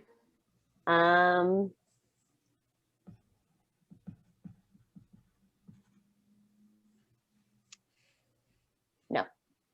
All right, Vox. Vox This is going to creature use. floating into view. Vox is going to cast Toll the Dead again. Wisdom saving throw 14. 14 on the die, so it's a success. Bonus action yelling, "Get out of there!" Oh, All right, then. God. That'll be it. All right, I'm sorry, I went out of order on that. I should have got Vox first. But Vox to Kelnis, that means it is now Raystrom's turn. Actually, yeah, it's Raystrom's turn. Okay. That's why I got confused. It's like I don't know if Kelnis was going or Kelnis was using a reaction. Right, Oh, I I got one with wasn't her even paying reaction. attention. Sorry. I am going to let loose. No, I'm gonna move back. Yeah, I'm gonna move sort of back behind Q and Kelnis. So like up to the left on the map, Okay. like diagonally, if that makes sense. Diagonally. And then a little bit, like more left than up. Sorry. And then I'm gonna send a firebolt at the floating thingy.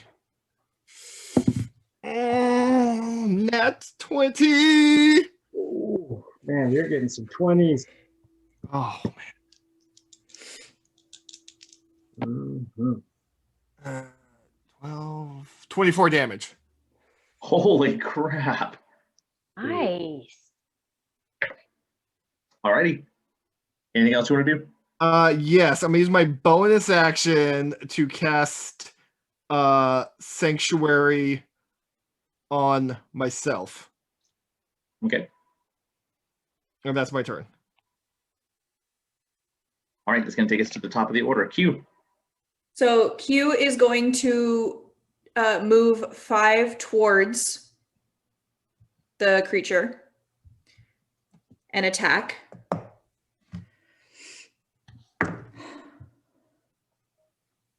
$14. That is a miss, unfortunately. Okay. And then listening to what Vox said, is going to move back towards where Raystrom is. That way? Yeah, I think that's as far as she can go. All right, as you move, one Did you of... add in the magical damage modifier, Q? Sorry. That would have made it a 15. To hit? Yeah. Yes, that'll hit. Okay. Thank you. I was only adding it to the damage.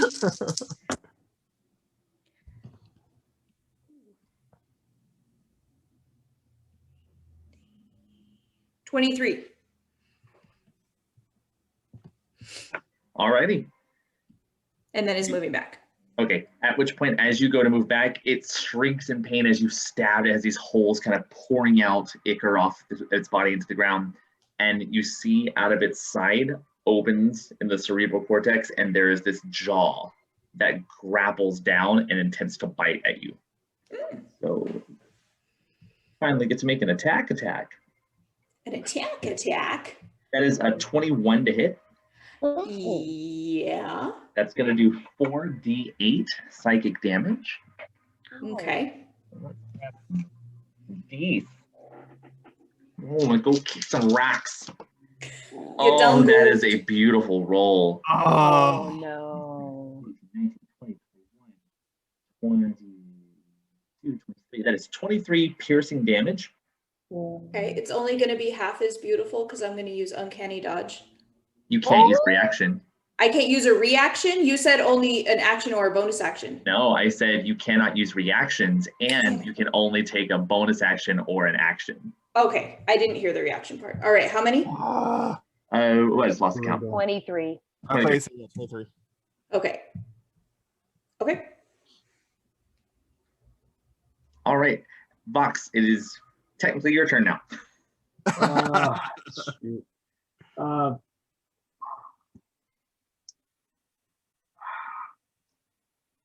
Yeah, I yelled it twice. I'm gonna cast Fireball. Oh crap! All right, where you can, no matter where you hit it, it's gonna hit everybody. Yeah. I'm just gonna. Yeah, I'm gonna Go for try to avoid our group, but that is a dexterity saving throw of 14 to see if you get the full or the half. Everybody, 14. Okay. It's everybody in a 20-foot. Is it 20-foot? Yeah, circumference. So one of you might be able to. No matter where you hit in this circular room, you're gonna hit everybody because it's pretty much 20 feet. Yeah. I'm gonna go ahead and use Flash of Genius, Vox. I said get away. You did. I forgot the first time. I mean, I moved away. I didn't know how far I needed to. All right, so Q, what'd you get? 21.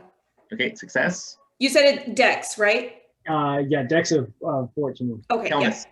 Okay, this is something I can see coming, right? Yes, you can. Okay, so, oh no, now I've lost it. Okay, hang on. I have a question about danger sense. I have advantage on dex saving throws against effects I can see, Yeah, so while not blinded, deafened, or incapacitated. So you have advantage. Okay, thank God, because that one was an 11. This is only a 13. Well, worth a shot. Yeah, that's right. So you're fail, full damage. I failed. All right. It succeeded with a 17 on the die, so it's gonna take half damage. Still take half. Sorry, guys. Do I get to take half damage because I'm raging? No, you're taking full fire damage. 25. Takes half because you're resistant. But I'm resistant to fire. Then you would take half damage. So yeah, That's 25. Copper. Okay. 25 total. Yeah, 25 total. So 25 to Raystrom, 12 to Q, 12 to Kelnis, and 12 to the creature. Sorry. Yeah. You. All right. Anything else you want to do? No, that'll be it. All right. The creature begins floating your way, Vox. You. Oh, Q, I also need you go ahead and make another save on your turn. So that is a dex save. Ooh, 23. Yeah, so you are no longer slowed. You have everything back. Hey. Got it. All right, as it begins moving towards you, you see all of those beams open up and they begin looking your way, Vox, as they're going to start shooting your direction. Now, because it moved away from me, do I get an opportunity attack? Yes, you do. Ooh. It may not be moving Disadvantage. away. At disadvantage. It's still at disadvantage? Yep. Okay. Does Kelnis get to roll to try and break it? Add dear. her turn. 12. 12. Unfortunately, no, that is a miss. Dang it, disadvantage. All right, The other first was 20. one. Ooh. Okay, Vox, I need you to make a strength saving throw. Oh man. That's a 2. 2, at which point a beam of white light strikes against you and wraps around, and you feel this static hit your body as you are lifted off the ground in this telekinetic hold, and you are thrown. So you're going to be thrown 30 feet, and it's going to throw you 30 feet towards it. Oh, We're going to go over here. Oh man. As it pulls you in, you are also restrained. Okay. So restrained, you have 0 movement. Okay. Attack rolls against you are at advantage. Oh, let's see. You have disadvantage on all attacks, and you have disadvantage on dexterity saving throws. Okay. All right, second one is going to go, and it is going to strike against you as well. That is a 2. I need you to make a wisdom saving throw, Vox. At disadvantage, is that correct? No, because it's not a dex. Oh, okay, yeah, that's a 17. 17. Okay, you're safe. Next one is coming at you as well. Oh, Second wisdom saving throw? No, hold on. Oh. I just keep rolling the same one. I can't do 2 of the same at the same time. Alrighty. This one, I need you to do an intelligence saving throw. It's 10. This time you feel that shock of psychic wave hit you as that pinkish ray slaps against your body, and you are going to take 6d8 psychic damage. 68. Roll low, you son of a bitch! Yeah, they're kind of low. Some of them are.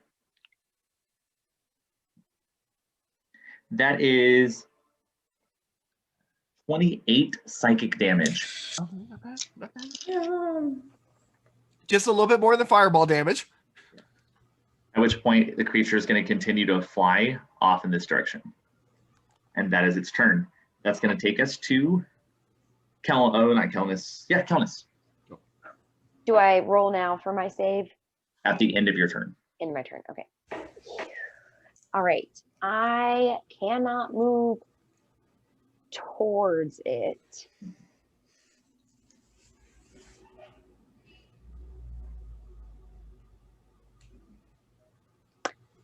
All right, inspired by Vox, I am going to use my breath weapon, maybe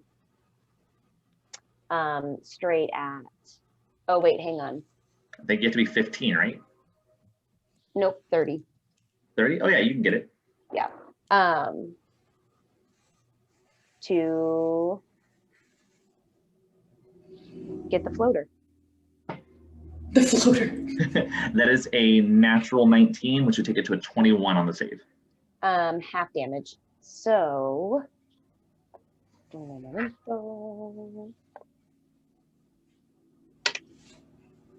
5, so 2 damage. All right. Go ahead and make your save now. Okay, thank you. So this is a wisdom save. 12. You are still frightened of this creature. Gosh darn it. Okay. All right, that's going to take us to Raystrom. I'm A gonna use my- giant bolt of fire just blew up in the room, singed your whiskers, and now you see everybody kind of tousled around as Vox has been whipped into the room and the creature begins to move towards the exit. Not the salt and pepper. Not the salt and pepper. Not my gumdrop. I'm gonna use my bonus action. I'm gonna cast Branding Smite on Q's rapier. Oh. I'm gonna be like, get him, girl. And I'm gonna use Firebolt and shoot our Firebolt at the thing.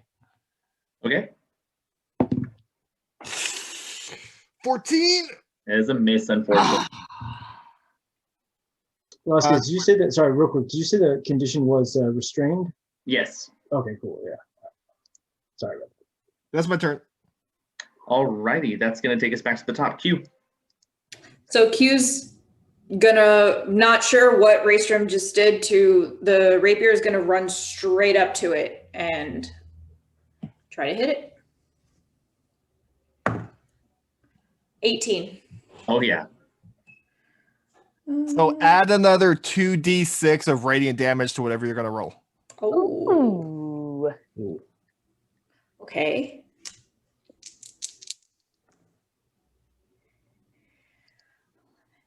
$16 damage. 16.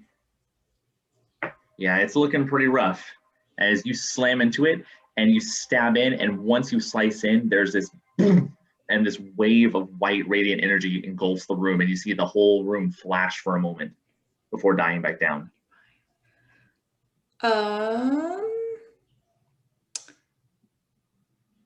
And Q is going to use her bonus action to disengage and move 5 back. Yeah. All right, it's going to take us And to that's Vox. my turn. Vox is going to try to resist this. And he's going to try to stack on Dark One's own luck as well. And this was which save was this? Well,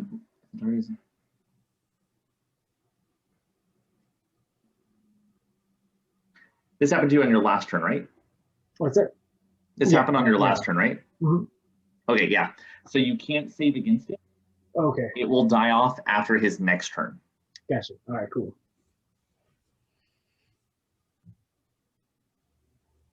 Yeah, that's pretty much all I can do. So. Alrighty, that's going to take us to Hit's turn. So it does die off now.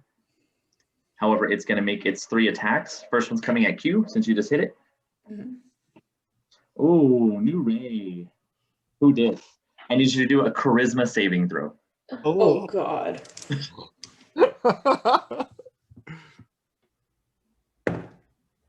13. 13 is exactly what you needed. Oh my God. As the beam comes out, this bright green light and slams, and you feel it touch the side of you, and you just know, I don't want that. I don't want that at all. Next one is going to go. It's going to strike against Voxel since he's close by. All right, I need you to do a dexterity saving throw, which you are at disadvantage for. So I'm going to do that, and that is a nat 20 for a 22. Oh. All righty, so you are not slowed.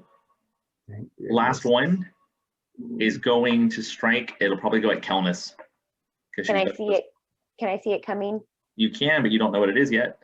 I'm just, thinking about this danger sense thing that's very exciting. All right, go ahead, and it is a strength saving throw. Oh, you got this. Okay. Hang on, I've already lost it.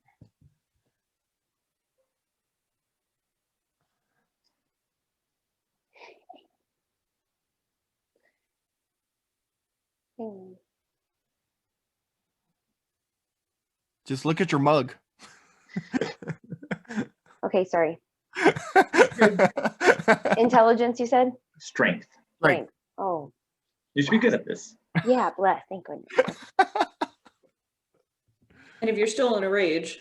Well, and if I use danger sense, I see something coming, right? You are also not in a rage because you didn't get attacked. That's right.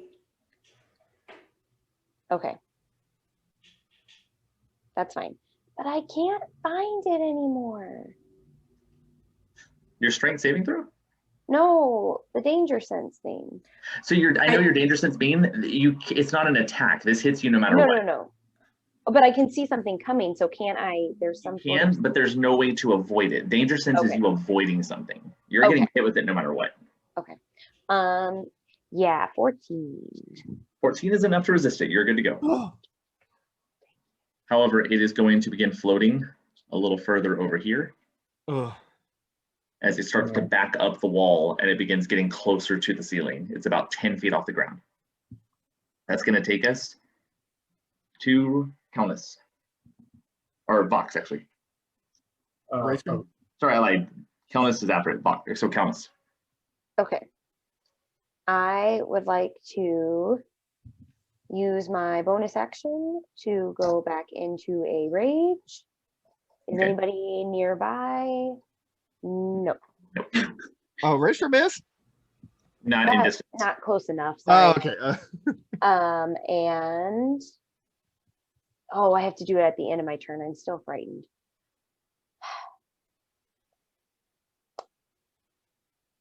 I'm going to try and toss the dagger.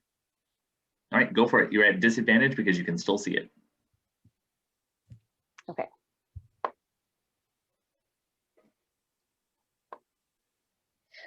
$17. 17 will hit. Roll some damage. 10 damage. But I've lost the dagger. It's still standing. Raystrom. Oh, Kelnis, make your save. Thank you. Okay. 10. Still afraid of this thing. All right, Raystrom.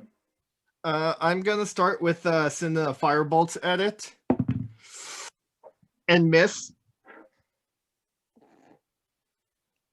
And I'm gonna use a bonus action and cast Sanctuary on Q. Okay, do you have to be in range to touch her, or is it just a... It's a 30 foot. Okay, you're good to go. Yeah. And that's my turn. All righty. That's going to take us back up to the top. Q. Is this thing close to a wall? Yes, it is. All right. So Q is not tall enough to hit it. Well, it's 10 feet off the ground, but Q is going to like run at the wall and try to like kick off the wall to reach it, to hit it. Hardcore parkour. Give me an acrobatics check. Yeah. Oh, okay. 17 plus 8, 25. Oh, yeah. Do whatever you want. Make the attack. Do I still have that radiant damage? It says the next time you hit a creature. Okay, no. so I no. assume it's one time, right? Yeah. Okay. Yeah. Okay. Not bad, not bad. 11 damage. You have to roll a hit first. It says next time. Oh, that's right. Oh, that'll work. 17. Okay, yeah, so 11 damage. Okay. All right, so as you go running up, you jump up and like strike it in the anus of where it would have an anus, and then you fall down. And what do you want to do? Flip away. Let me see. How much movement was that? That was 5, 10, 15. Bonus action to disengage and 1 back. There. Yep. All right, Vox. While that is busy with Q, Vox is going to take this time to use his legacy of was it Malbog, and go invisible. All right, so you are invisible. And he's basically going to back up, let's say, 4 squares. Yeah. You want to go that way? Yeah. Okay. And Anything else? No, that's it for right now. All right. Just- Q, it's angry as hell as it begins to turn all its tentacles right at you, and it's shooting 3 in your direction. First one, I need you to make an intelligence saving throw. It needs to make a wisdom save first, though. It is not making an attack. It is shooting a ray that hits no matter what. Okay, so Sanctuary says a ranged an attack that where's that? 16. An attack or harmful spell. Okay. All right. It's not a spell. Okay. This is a creature that shoots out rays. No matter what, they hit. It's you and how strong you are about whether or not your body will allow you to take no damage or not. It's not attacking you. What was your number again, Q? 16. 16. That is a success, so no damage. Second one. I need you to make a strength saving throw. Oh, God. 10. At which point that white light grabs onto you and you are thrown 30 feet. 10, 15, 20, 25, 30 feet that direction. You are restrained, 0. Movement, 0 dexterity. Okay. As you get thrown, last one shoots over at Kelnis. Kelnis, I need you to do a Constitution saving throw. 13. 13 is exactly what you needed, so you're perfectly fine. At which point it's going to continue flying over this direction. That's going to take us to Kelnis. I'm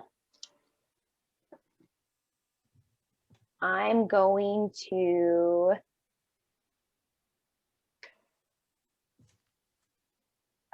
if I move to the left 1 square, is that technically moving towards it? You'd be getting closer, so yeah. Okay. Then I'm just going to use my bonus action to enact my my storm aura. Okay. Starlight. So that means Q and Voxel would be able to get. 3 temporary hit points. Ooh, I will take those. And that is all I'm going to do because I do not have a weapon on me. All right, go ahead and do your save again. Ooh. 21. Break it. Finally, you are not afraid as you are able to calm and slow your heart down enough. You're not raging again, but you are definitely in control. That's going to take us to Raystrom. I'm gonna send a firebolt at it. 17. That'll do. Ooh, 15 damage. Do it. All right.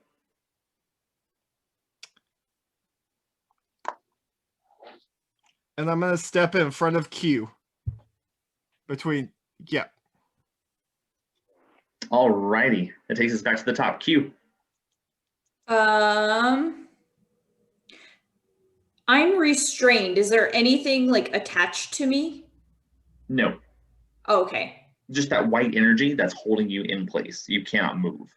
Okay, got it. So pretty much you can say something and that's about it.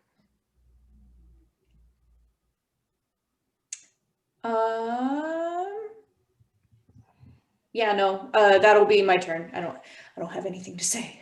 All right, Fox. Real quick, when something has concentration, if you're using something like a somatic or verbal component, that doesn't disrupt that, does that? If you cast another spell, it corrupts it. If you cast another concentration spell. Okay, cool. That's what I thought. Vox is going to cast Toll the Dead. Wisdom saving throw 14. That is a fail. It's a fail. All right.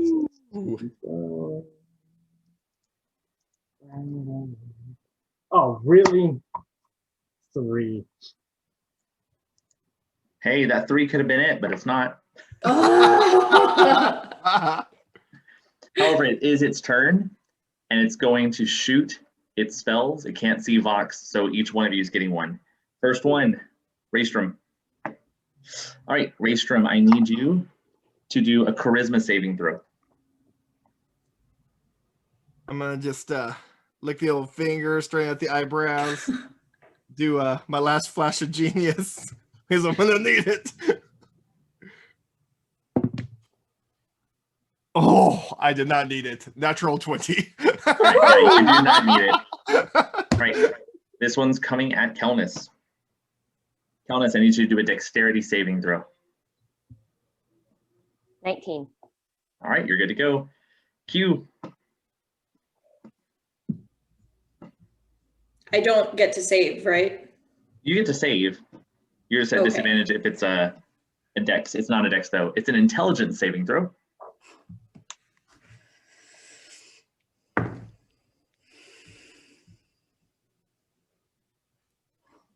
Can't even see.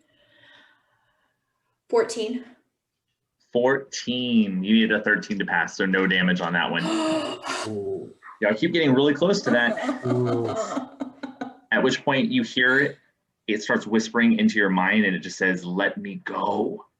Let me go." Raystrom. Wait.